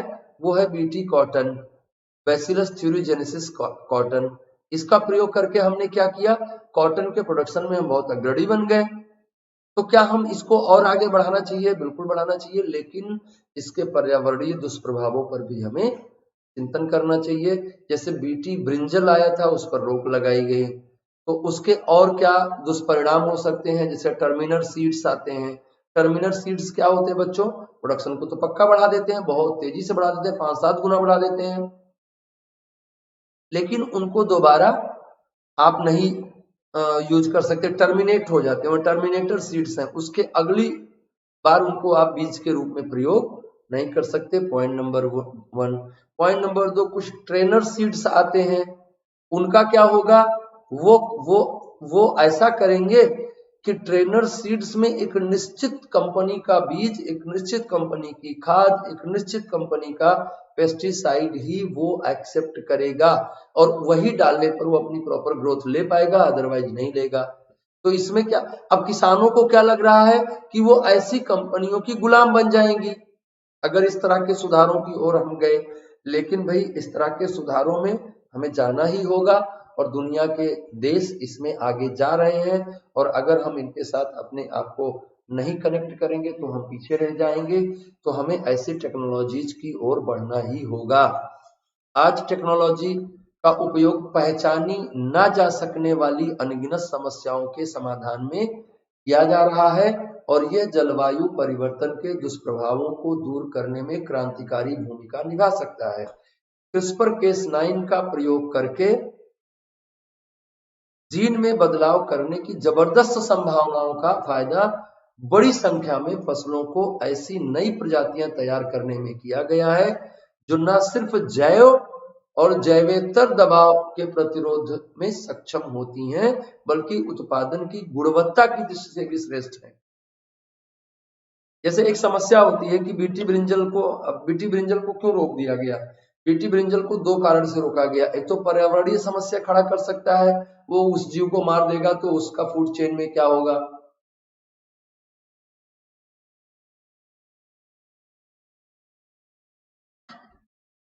जितना भी जीव है वो क्या है, प्रकृति की आहार श्रृंखला का हिस्सा है।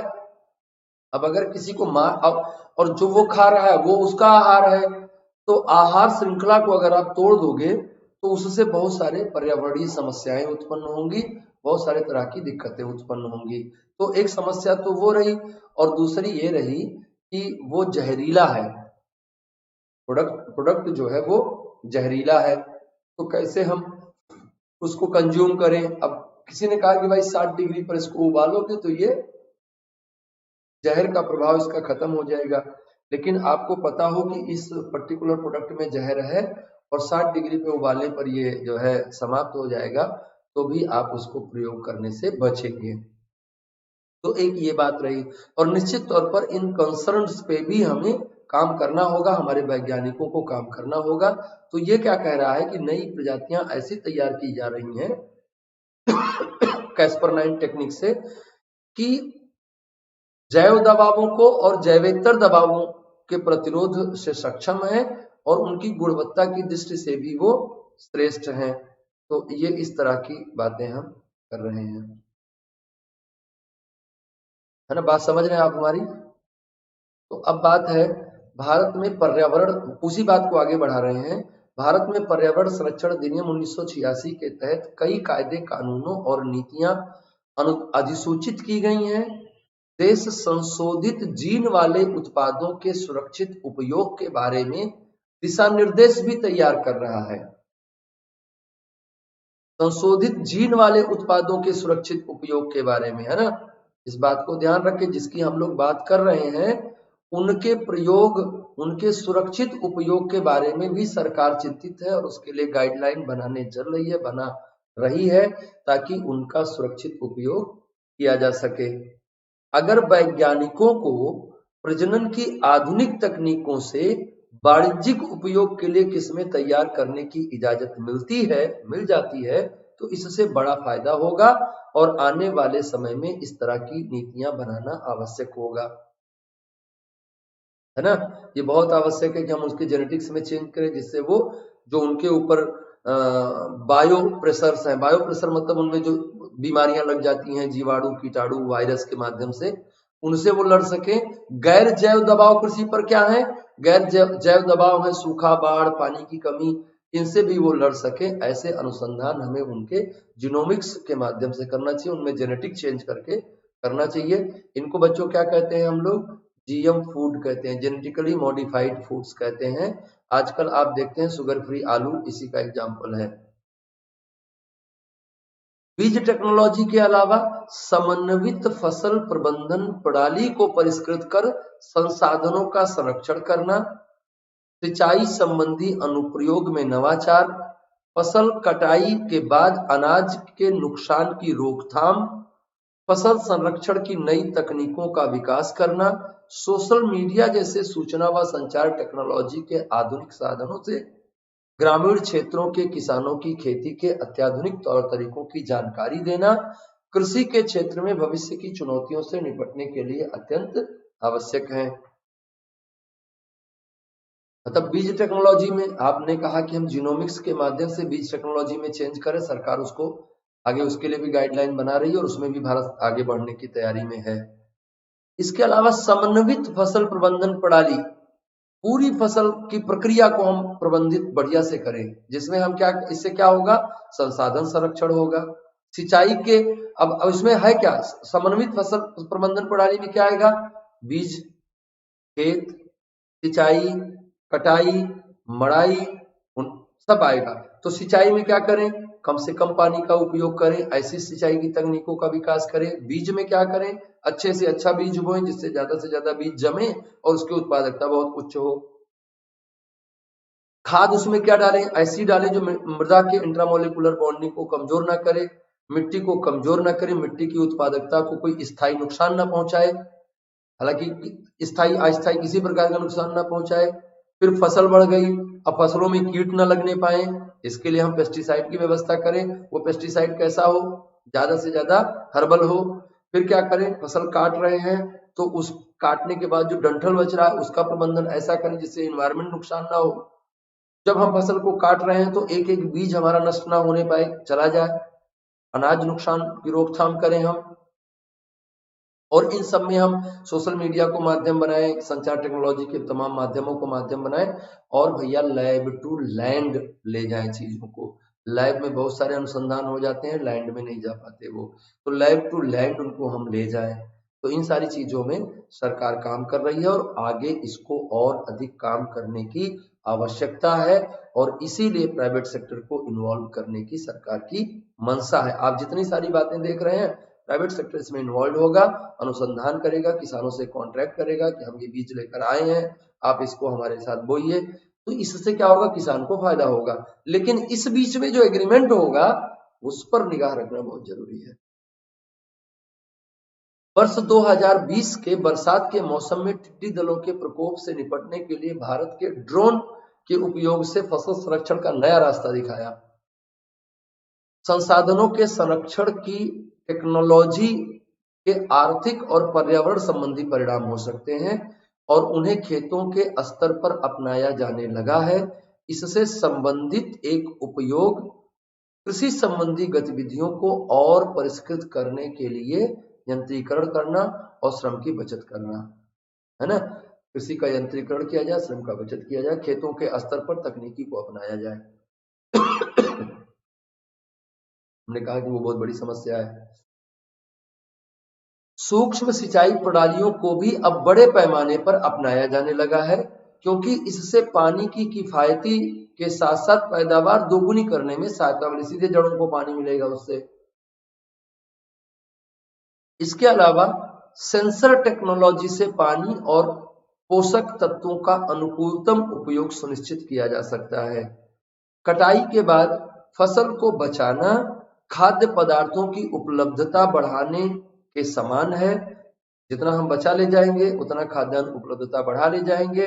इसे फलों और सब्जियों को खेतों में समेटने और उनके भंडारण, परिवहन आदि के लिए धन की व्यवस्था करने के कार्य को भारत में प्राथमिकता दी जानी चाहिए। खेत में कटाई करते समय अनाज खराब हो जाता है, फसल जो फल हैं, सब्जियां हैं, वो खेत में नष्ट हो जाते हैं, गिर जाते हैं, टूट के खराब हो जाते हैं। और आपको लग रहा होगा कि ये बहुत थोड़ा लॉस होता है, लेकिन आप पूरे देश के पैमाने पे देखेंगे तो बहुत बड़ा लॉस आपको दिखाई देगा, और उतने ही लोग तो बच जा रहे हैं जिनको खाना नहीं मिल रहा है ना। तो बहुत जरूरी है कि आप इनके भंडारण, परिवहन इत्यादि के लिए जो धन की कमी है, अब किसान के पास, छोटा किसान है, उसके पास ये सारी संसाधन नियोजित करने की तकनीकी नहीं है, इसलिए वो बेचारा बना रहता है। तो उसकी बेचारगी को बेचारगी के दौर से उसको बाहर ले जाने के लिए निवेश की आवश्यकता है। प्राइवेट सेक्टर आएगा, ज्यादा से ज्यादा निवेश करेगा। भारत में आजादी के बाद के क्षेत्र में आजादी के बाद कृषि के क्षेत्र में अनुसंधान और विकास से प्रति व्यक्ति उत्पादन बढ़ाने में मदद मिली है। अभी पीछे हम लोगों ने बात किया है, इस सब में देखिए आईसीएआर की बहुत महत्वपूर्ण भूमिका रही। भारत में ग्रीन रिवॉल्यूशन, हरित क्रांति के लिए सबसे ज्यादा जिम्मेदार संस्था कौन रही? Indian council for agricultural research रही। और डॉक्टर एम एस स्वामीनाथन का नाम आपने सुना होगा। डॉक्टर एम एस स्वामीनाथन इस संस्था के चेयरमैन थे। Agriculture council, Indian agriculture council of Indian council for agricultural research के चेयरमैन थे। और फिर इन्होंने ही उन बीजों के भारतीयकरण की व्यवस्था करी थी जो विदेश से लाए गए थे। तो निश्चित तौर पर इन आईसीएआर के द्वारा या इंडियन एग्रीकल्चरल रिसर्च इंस्टीट्यूट के द्वारा जो कुछ भी डेवलपमेंट किए गए वो सारे क्या रहे? उन्होंने बहुत प्रगति की और उनके कारण से भारत में उत्पादन में बहुत तीव्र वृद्धि हुई, प्रति व्यक्ति उत्पादन बढ़ाने में मदद मिली और खाद्य तथा पोषण संबंधी कमियों को दूर करने में काफी मदद मिली है। कृषि वैज्ञानिकों ने इस संबंध में अतीत में जो शानदार योगदान दिया है उसकी बार बार सराहना हुई है। उनको बहुत सारे पुरस्कार दिए गए हैं, बहुत सारे उनकी तारीफ की जाती है, हर मंच पर उनकी तारीफ की जाती है। एग्रीकल्चर के क्षेत्र में बहुत बेहतर काम हुआ है भारत में।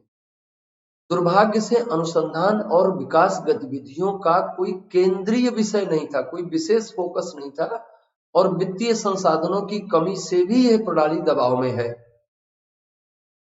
अपनी अनुसंधान और विकास प्रणाली पर विश्वास कायम रखने के लिए हमारा पिछला अनुभव पर्याप्त नहीं होना चाहिए। अभी हमें इसमें नए मुद्दों पर काम करना चाहिए। नए मुद्दे हमारे क्या हैं? इसमें जलवायु परिवर्तन पर काम करना चाहिए, जैव विविधता पे अनुसंधान होनी चाहिए, छोटे किसानों की समस्याओं और विपणन संबंधी सुधारों के माध्यम से चुनौतियों से निपटने और किसानों को फायदा पहुंचाने की क्षमता है, हमें उस पर काम करना चाहिए। भारतीय कृषि अनुसंधान परिषद और एग्रीकल्चरल इमेजरी प्रोग्राम के अध्ययन के अनुसार Indian council of agricultural research और एग्रीकल्चर इमेजरी प्रोग्राम जो है उसने एक हवाई सर्वेक्षण किया, सैटेलाइट इमेजिंग करी। कृषि अनुसंधान पर किए गए खर्च और लाभ का क्या अनुपात होगा? तो इसमें उन्होंने कहा, यह निष्कर्ष निकला कि अगर कृषि के क्षेत्र में अनुसंधान किया जाता है और बाकी क्षेत्रों में अनुसंधान किया जाता है तो बाकी क्षेत्रों में किए गए अनुसंधान पर जो हमको लाभ का रिटर्न मिलता है वो कृषि क्षेत्र में किए गए अनुसंधान पर मिलने वाले लाभ की तुलना में कम है। मतलब कि कृषि सबसे ज्यादा लाभप्रद है अगर उसमें नवीन अनुसंधानों पर पैसे व्यय किए जाएं तो उस पर जो रिटर्न आएगा वो बाकी क्षेत्रों की तुलना में बहुत अधिक होगा और इसकी आंतरिक दर लगभग 42% के आसपास होने का अनुमान है।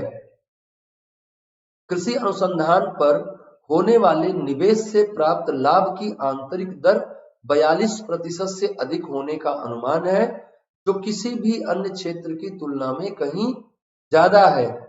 इसलिए इस पर निवेश करना बहुत जरूरी है। नई टेक्नोलॉजी के विकास में निवेश का संसाधनों के समुचित उपयोग की दक्षता पर सीधा असर पड़ता है। इसी तरह शिक्षण और प्रसार गतिविधियां भी बड़ी लाभप्रद साबित हुई हैं और इन्हें बढ़ावा दिया जाना चाहिए। योजना के प्रारंभ में ही वित्तीय वचनबद्धता में अंतराल रहता है और अब तो ये वार्षिक आधार पर बढ़ता जा रहा है। इससे अनुसंधान कार्यक्रमों को किसी तर्कसंगत परिणति तक पहुंचना मुश्किल होता जा रहा है। पैसे कम रहते हैं, जितना कहा जाता है उतना मिलता नहीं है, बाद में और भी कम होता जाता है, तो वो हो नहीं पा रहा है। तो भैया इन सब में इनकी क्या उपयोगिता है? जो सिचुएशन आपने हमारे साथ डिस्कस की उनमें इनकी क्या उपयोगिता है? भारत सरकार ने पहली बार कृषि विपणन के क्षेत्र में एक लंबे अरसे से लंबित सुधारों को लेकर 3 प्रमुख सुधार किए हैं। पहला क्या है? किसान उत्पाद व्यापार और वाणिज्य संवर्धन तथा सुविधा अधिनियम 2020। इसको आप क्या कह रहे हैं? व्यापार वाणिज्य अधिनियम। सबसे बड़ा आरोप क्या है इस पर? सबसे बड़ा आरोप है कि इसमें स्टॉक लिमिट नहीं है। क्या होगा? कितना भी कोई भी खरीद लेगा, है ना? पहली बात। दूसरी बात जो है, सॉरी, ये क्या कह रहा है कि इसमें हम जो एपीएमसी मंडीज हैं उनको कंटिन्यू रखेंगे और प्राइवेट मंडीज को भी हम इसमें खोल देंगे। तो प्राइवेट मंडी एक बहुत बड़ी समस्या के रूप में लोग चिन्हित कर रहे हैं और आलोचकों का ये, सरकार का क्या कहना है कि प्राइवेट मंडीज के आने से किसानों की बाध्यता समाप्त हो जाएगी कि वो एक ही मंडी में बेच पाए। और मंडी में जो कार्टेल काम करता है, कार्टेल क्या होता है? सभी लोग एक साथ मिलकर प्राइस तय करते हैं, तो वो कार्टेल जो है उसको तोड़ा जा सकेगा। जो कार्टेलिंग होती है उससे निजात मिलेगी। सरकार का कहना है इससे मार्केट में कॉम्पिटिटिवनेस आएगा जिससे किसानों को ऊंची कीमत मिलेगी। विरोधियों का क्या कहना है कि प्राइवेट सेक्टर की मंडियां जो है वो ज्यादा चमचमाती हुई बनेगी, ज्यादा खूबसूरत बनेगी, किसानों को अपनी ओर अट्रैक्ट करेंगी और वो उनको तरह तरह के लालच दे देंगी जिससे किसान एपीएमसी मंडीज में नहीं जाएंगे और किसान एपीएमसी मंडीज में ना जाकर प्राइवेट मंडीज में जाएंगे और प्राइवेट मंडीज में अपना प्रोडक्ट बेचेंगे। धीरे धीरे करके 5 से 7 साल के भीतर जो एपीएमसी मंडीज हैं वो खत्म हो जाएंगी और जो एपीएमसी मंडीज खत्म हो जाएंगी तो प्राइवेट सेक्टर अपनी मनमर्जी चलाने लगेगा। जिस रेट में मन में आएगा उस रेट पर वो सामान को खरीदेगा और चूंकि उसको भंडारण करने की कोई लिमिट नहीं तय की गई है इसलिए वो अपने वेयर हाउसेज में बहुत भारी मात्रा में स्टॉक मेंटेन कर लेगा और मार्केट में क्या करेगा? मार्केट में वो बॉटल नेक सिचुएशन कर देगा कि बहुत कुछ होते हुए भी बाजार में बहुत कम मात्रा में चीजें डालेगा ताकि कीमतें ऊंची बनी रहें। बात समझ में आ रही है? तो ये एक समस्या के तौर पे, अब देखिए यहाँ आवश्यक वस्तु संशोधन में भी आवश्यक वस्तुएं अधिनियम में भी संशोधन कर दिया गया। अब इनका निर्यात भी वो कर सकता है ना? और अनुबंधित भी कर दिया है कि वो अनुबंध करवा के खेती भी करवा सकता है। तो अगर तीनों को एक साथ मिला के देखेंगे तो ऐसा दिख रहा है कि किसानों का शोषण हो जाएगा। जो विपक्ष है वो ये कह रहा है कि इससे किसानों के शोषण के लिए बिल्कुल सरकार ने जमीन तैयार कर दी है और ये पूंजीपतियों के पक्ष में जाता हुआ दिख रहा है। लेकिन अगर हम पीछे की समस्याओं को देखते हैं तो निश्चित तौर पर इसमें हमें ज्यादा कैपिटल की जरूरत पड़ेगी इस तरह के अनुसंधान के लिए और जो हमारे समक्ष चैलेंजेस खड़े हैं उनसे निपटने के लिए। अब इसमें क्या बीच का रास्ता है कि सरकार इन सारे कंफ्यूजन्स के लिए सिर्फ आश्वासन ना दे, ठोस कानून बनाए, प्राइवेट सेक्टर के लिए भी कानून बनाए कि अगर आप जो है अनुबंध करते हैं और आपके अनुबंध के कारण से किसी किसान को नुकसान होता है आप उसकी भरपाई करेंगे। यहाँ उल्टा है, अगर अनुसंधान से अगर उससे नुकसान हुआ तो किसान भरपाई करेगा उसका। इनको कहना चाहिए कि आपका लाइसेंस रद्द कर देंगे। किसका लाइसेंस रद्द कर देंगे? जो पूंजीपति है, जो कंपनी है, जो किसानों के साथ अनुबंध करने गई है, अगर किसी भी तरह से न्यायिक प्रक्रिया में या किसी भी तरह से जांच में ये पाया गया कि किसानों के साथ अन्याय हुआ है तो जिस कंपनी ने अन्याय किया उसका लाइसेंस हम रद्द कर देंगे। इस तरह के कुछ हार्ड कानून आपको बनाने चाहिए क्योंकि इसमें एक किसान क्यों कह रहा है कि भाई कानून ही वापस लो, क्योंकि एक बात नहीं है, इसमें बहुत सारे ऐसे क्लॉज उन्होंने ढूंढ के निकाले हैं जिनके माध्यम से ऐसा आपको लगेगा कि भाई ये मामला गड़बड़ कर सकते हैं और पूंजीपतियों के पास निश्चित तौर पर प्रशासन से लड़ने की ज्यादा क्षमता है किसानों की तुलना में। और अगर कोई भी एग्रीमेंट बिटवीन पूंजीपति और किसान हो रहा है तो उस एग्रीमेंट में पक्ष किसका लेगा प्रशासन? ये तो यार कहने की जरूरत ही नहीं है। किसान अपना पक्ष ज्यादा मजबूती से रख पाएगा या उद्योगपति या जो कंपनी है वो ज्यादा मजबूती से अपना पक्ष रख पाएगी, तो ये सोचने की जरूरत ही नहीं है, इसमें कोई हिला हवाली की बात ही नहीं है। तो वैसी स्थिति में ये सारी चीजें कहाँ जा रही हैं? किसानों के विरुद्ध जा रही हैं, और यही विपक्ष का कंसर्न है, यही किसानों का कंसर्न है। किसान जो है इसके लिए आंदोलन कर रहा है। आप इन तीनों बिलों को एक साथ करके देखेंगे तो आपको किसानों के कंसर्न बिल्कुल क्लियर कट समझ में आएंगे कि किसान उत्पाद व्यापार और वाणिज्य संवर्धन तथा सुविधा अधिनियम 2020, जो कि व्यापार वाणिज्य अधिनियम है, जो कि प्राइवेट सेक्टर को अलाउ करता है कि किसानों से थोक में सामान खरीद लें। साथ ही साथ वो ये भी किसानों को अलाउ कर दे रहा है कि तुम चाहे जितना स्टॉक मेंटेन कर लो, और ये भी कह रहा है कि तुम किसानों से जाकर अनुबंध भी कर लो सामान खरीदने के लिए। तो इन तीनों को एक साथ, अब आप एक स्थिति की कल्पना करें कि एपीएमसी मंडीज को खत्म कर देगा 7 से 8 साल 10 साल के भीतर, 8 से 10 साल के भीतर ये व्यवस्था एपीएमसी मंडीज को खत्म कर देगी। अब आगे आगे का कहानी सुनो।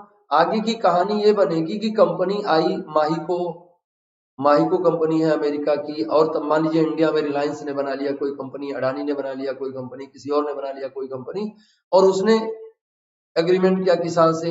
एपीएमसी मंडी खत्म हो चुकी है, 10 साल बाद की बात मैं कर रहा हूँ, 10 साल में एपीएमसी मंडी खत्म हो चुकी है। एपीएमसी मंडी खत्म हो गई है या एपीएमसी मंडी है भी तो कोई फर्क नहीं पड़ रहा है।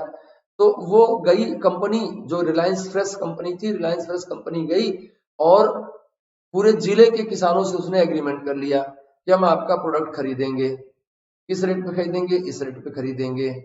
उत्पादन कम हुआ ज्यादा हुआ वो उसी रेट पे खरीद लेगा। उत्पादन कम हुआ तो लाभ किसको मिलना चाहिए था? किसानों को मिलना चाहिए था, लेकिन वो उसी रेट पे खरीदेगा जिस रेट पे एग्रीमेंट हुआ है। किसानों को पहला नुकसान हुआ। उसने क्या किया? पूरा स्टॉक खरीद के जिले भर का एक बड़ा सा गोडाउन बनवाया, उसमें जाके रख लिया। तुम्हारे पास क्षमता नहीं कि तुम एयर कंडीशन गोडाउन बनवाओगे, उसने बड़ा सा गोडाउन बनाया, उसमें डंप कर लिया। अब क्या किया? उसने बोतल में इतना पानी भर लिया और गर्दन को पतली कर दी, बॉटल नेक सिचुएशन बना दी। मार्केट में कितना निकालेगा? वो कम कम निकालेगा, उसको पन्नियों में लपेट के निकालेगा, उसमें डब्बे में बंद करके निकालेगा, कहेगा ये वाला ये है, ये वाला ये सा है, इसमें बहुत बढ़िया है, ये वाला और अच्छा है, इसकी क्वालिटी और अच्छी है। स्टिकर लगा देगा टमाटर के ऊपर, आपको लगेगा कि ठेले का टमाटर से अच्छा ये वाला टमाटर है। तो ये जो बनेगा, अब देखिए स्टॉक पर लिमिट नहीं है कि सरकार छापा मार के तुम्हारा लाइसेंस रद्द कर देगी, ये डर खत्म हो गया है। स्टॉक मेंटेन करेगा ही करेगा। अनुबंध भी कर लिया है, किसी को बेच नहीं सकता किसान, केवल उसी को बेचेगा। उत्पादन कम हुआ या ज्यादा हुआ, स्टॉक मेंटेन हो गया, मार्केट में भी कंट्रोल कर लिया उसने। तो ये तीनों को अगर एक साथ आप देखेंगे तो आपको लगेगा कि ये जो है निश्चित तौर पर घातक हो सकता है। तो सरकार को इन कंसर्न्स को भी प्रॉपरली डिस्कस करना चाहिए, और किसानों के साथ और बाकी देश की जनता के साथ कि उनको उत्पादन जो मिलेगा, हमको जो रोटी मिलेगी वो उसी रेट पे मिल पाएगी कि और महंगी हो जाएगी, इस पर हमें काम करने की जरूरत है। इस पर सरकार को आश्वासन देने की जरूरत है। सरकार को सिर्फ आश्वासन नहीं बल्कि इसके लिए कानून बनाए, क्योंकि किसान आश्वासन पे मान नहीं रहे हैं, और आश्वासन कोई बात होती नहीं है। जो भी आश्वासन होते हैं वो झूठे निकल जाते हैं। तो आश्वासनों से कोई बात बनती नहीं है, आपको कानून देना पड़ेगा। तो ये बात है बच्चों, समझ में आ रही है? सरकार का पक्ष पीछे तक आपने देखा कि सरकार की क्या समस्याएं हैं, कैसे वो काम करना चाह रही है, उसके क्या थे मुद्दे, किसानों के क्या मुद्दे हैं। अब जैसे क्या करना चाहिए कि किसान उत्पाद व्यापार और वाणिज्य संवर्धन तथा सुविधा अधिनियम 2020 है, इसमें एमएसपी ना खत्म करते आप प्राइवेट सेक्टर को कह देते कि प्राइवेट सेक्टर भी जाके खरीद ले, तो खरीदे, क्या दिक्कत है? एमएसपी हटा दो, आप एमएसपी कंटिन्यू रखो। आप एपीएमसी मंडीज के बगल में आप पैरेलल प्राइवेट सेक्टर की मंडी लगवाओ, ठीक है लगवाओ, एमएसपी ना खत्म करो। प्राइवेट मंडी भी खरीदे तो एमएसपी के ऊपर ही खरीदे, एमएसपी से नीचे ना जाए वो। क्या दिक्कत है इसमें? सही है ये दिक्कत, सही है ये काम, है ना? अनुबंध से कृषि सेवा अनुबंध अधिनियम जो है, अनुबंधित खेती अधिनियम जो है, इसमें ऐसा ना हो कि नील की खेती जैसा व्यवस्था विकसित हो जाए। तो इसके लिए अनुबंध की शर्तें इस तरह से निर्मित की जानी चाहिए जिससे किसानों का पक्ष मजबूत रहे। पर अनुबंध की शर्तें कुछ इस तरह की हैं जिससे मजबूत पक्ष किसका बनेगा? उद्योगपतियों का बनेगा, कंपनी का बनेगा। आवश्यक वस्तुएं संशोधन अधिनियम के माध्यम से आपको स्टॉक लिमिट नहीं खत्म करनी चाहिए और कम से कम उन चीजों की जो बहुत ही इसेंशियल है उनको आपको आवश्यक वस्तु अधिनियम से निकालना नहीं चाहिए, जैसे गेहूं वगैरह को नहीं निकालना चाहिए, ताकि आपके पास किसी भी एडवर्स कंडीशन से निपटने के लिए स्टॉक मेंटेन रहे। बात समझ में आ रही है? तो ये सारी चीजें थोड़ा इसमें संशोधन करने की जरूरत है। तो ये बच्चों कानून बनाए गए जिसमें आवश्यक संशोधन किए गए। नीतिगत बदलावों से किसानों को निर्धारित मंडियों से मुक्ति मिलेगी और वे अपनी उपज किसी भी जगह बेचकर अधिकतम दाम हासिल कर सकेंगे। ये सरकार का पक्ष है। उपज को बेचने में प्रतिस्पर्धा उत्पन्न होने से किसानों को लाभ मिलेगा। मैं बिल्कुल मानता हूं और किसान भी इस बात को मान रहे हैं कि लाभ मिलेगा, लेकिन जो विपक्ष का कंसर्न है, किसानों का जो कंसर्न है वो ये है कि ये लाभ कब तक मिलता रहेगा, इसको हमें सिक्योर करना होगा। अनुबंधित खेती अधिनियम में किसानों को कंपनियों, खुदरा व्यापारियों और कृषि संबंधित फर्म के साथ अनुबंध करने की व्यवस्था दी गई है ना? तो भाई ये व्यवस्था जो दी गई है उसमें कंपनियां, खुदरा व्यापारी, कृषि संबंधित फर्में किसानों के साथ जाके अनुबंध कर लेंगी। अब इस अनुबंध में मामला किसके पक्ष में जाएगा ये आप समझ सकते हैं। आप यूपीएससी के एस्पायरेंट हैं तो हमें ऐसे क्लॉज बनाने होंगे, ऐसे कठोर नियम बनाने होंगे जिससे ये अनुबंध किसानों के पक्ष में रहे। निश्चित तौर पर किसानों को सरकार के सहयोग की आवश्यकता है जिससे वो अपने पहले से तय दाम पर कोई फसल पैदा कर सकेंगे। इससे उस वस्तु के दामों में उतार चढ़ाव का कोई असर नहीं पड़ेगा, ठीक है, लेकिन उतार का पड़े ना तो ठीक है, चढ़ाव का भी ना पड़े तो गलत है। और अपनी उपज के लिए अनुबंध में निर्धारित दर पर दाम पा सकेंगे। तो ये निर्धारित दर पर दाम पाना थोड़ा सा एक सरकार भी निर्धारित कर देती कि हाँ भाई न्यूनतम ये रहेगा तो ठीक रहता है ना, ये किसान कह रहे हैं। इस तरह के विस्तृत बदलावों के आने से किसान अब आधुनिक टेक्नोलॉजी के उपयोग की स्वतंत्रता चाहते हैं। वैज्ञानिक भी आशंकित हो गए हैं क्योंकि सरकार उन्हें जेनेटिक इंजीनियरिंग टेक्नोलॉजी की सहायता से विकसित किए गए अपने उत्पाद से वाणिज्यिक उत्पादन पर पाबंदियां लगाती हैं। ऐसे कई उदाहरण हैं जिससे पता चलता है कि नीति निर्माताओं ने इस तरह के उत्पादों को फसलों में इस्तेमाल करने में जानबूझकर बाधाएं उत्पन्न की। अगर उत्पादकता और मुनाफा बढ़ाने के मार्ग में आसन्न चुनौतियों को कम करना है तो विपणन क्षेत्र में मौजूदा सुधारों को इस तरह से करना होगा कि कुछ आधान प्रबंधन, जो आधान मतलब पैसे आए कहां से, जोखिम प्रबंधन और प्रसार सेवा में नीतिगत परिवर्तन करने होंगे और उच्च उत्पादकता संबंधी नीतियों को उचित प्राथमिकता देनी होगी। कृषि नीतियों के विस्तृत अर्थों में चौमुखी विकास और आर्थिक व्यवहार्यता की रफ्तार में तेजी आनी चाहिए। देश को अपनी नीतियों को आदान प्रदान बनाने के बजाय टेक्नोलॉजी और कौशल प्रधान बनाना चाहिए। तो बच्चों आपने इसके माध्यम से ये समझा कि भारत में कृषि का विकास कैसे हुआ, कौन कौन चरणों से होकर कृषि व्यवस्था गुजरी, वर्तमान समय में कृषि के समक्ष क्या क्या चुनौतियां हैं और इन चुनौतियों को एड्रेस करने के लिए कैसे सरकार काम कर रही है और उनके लिए कैसे कानूनी सुधार किए गए, जिसको सरकार कह रही है कि ये बहुत ही ऐतिहासिक सुधार हैं और ये किसानों की तकदीर बदल देंगे। लेकिन किसान कह रहे हैं कि नहीं, ये हमारी तकदीर नहीं बदलेंगे, हमारी तकदीर दूसरी तरह से बदल देंगे। इसलिए दोनों के बीच एक संघर्ष की स्थिति बनी हुई है। मैं चाहता हूं कि इस स्थिति पर जल्दी से जल्दी कोई सकारात्मक कदम उठाए जाएं और जल्दी से जल्दी इस तरह की समस्या से मुक्ति मिले, किसान भी अपने घर जाए। बार बार वो बहुत सारे किसान मर जा रहे हैं और सरकार भी अपनी जो भी कानून निर्मित किए हैं उनको आगे बढ़ाए। किसानों को भी अपनी जिद छोड़नी होगी, सरकार को भी अपनी जिद छोड़नी होगी, बीच के मार्ग पर आकर काम करना होगा। बीच के मार्ग में क्या क्या हो सकता है हमने पीछे बात कर ली है।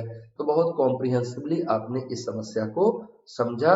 India largest fortnight contest for UPSC हो रहा है, अनअकैडमी करवा रहा है। इसमें अगला एपिसोड 7 फरवरी 2021 को है, सुबह 11 बजे है। लिंक डिस्क्रिप्शन बॉक्स में नीचे दिया गया है, वहां से आप इनरोल करें, इसमें पार्टिसिपेट करें, पुरस्कार जीतें और अपनी तैयारी को बेहतर बनाएं। अपनी तैयारी को बेहतर बनाने के लिए आप प्लस और आइकॉनिक सब्सक्रिप्शंस खरीदें। प्लस और आइकॉनिक सब्सक्रिप्शंस खरीदने के लिए हमारा रेफरल कोड ज्ञान यूज करें, इससे आपको 10% का डिस्काउंट मिलेगा। क्लास का नोट्स और इन्फॉर्मेशन पाने के लिए ज्ञान तिवारी लाइव टेलीग्राम चैनल को सब्सक्राइब करें। इस वीडियो को ज्यादा से ज्यादा लाइक करें, शेयर करें, चैनल को सब्सक्राइब करें, बहुत सारे लोगों के साथ जोड़ें। अन अकेडमी एजुकेशन रिवॉल्यूशन को आप आगे बढ़ाएं। आप हमारे साथ अंत तक बने रहे, इसके लिए आपका बहुत बहुत धन्यवाद। आपका दिन शुभ हो। हम लोग एक नए वीडियो के साथ फिर मिलेंगे, तब तक के लिए नमस्कार।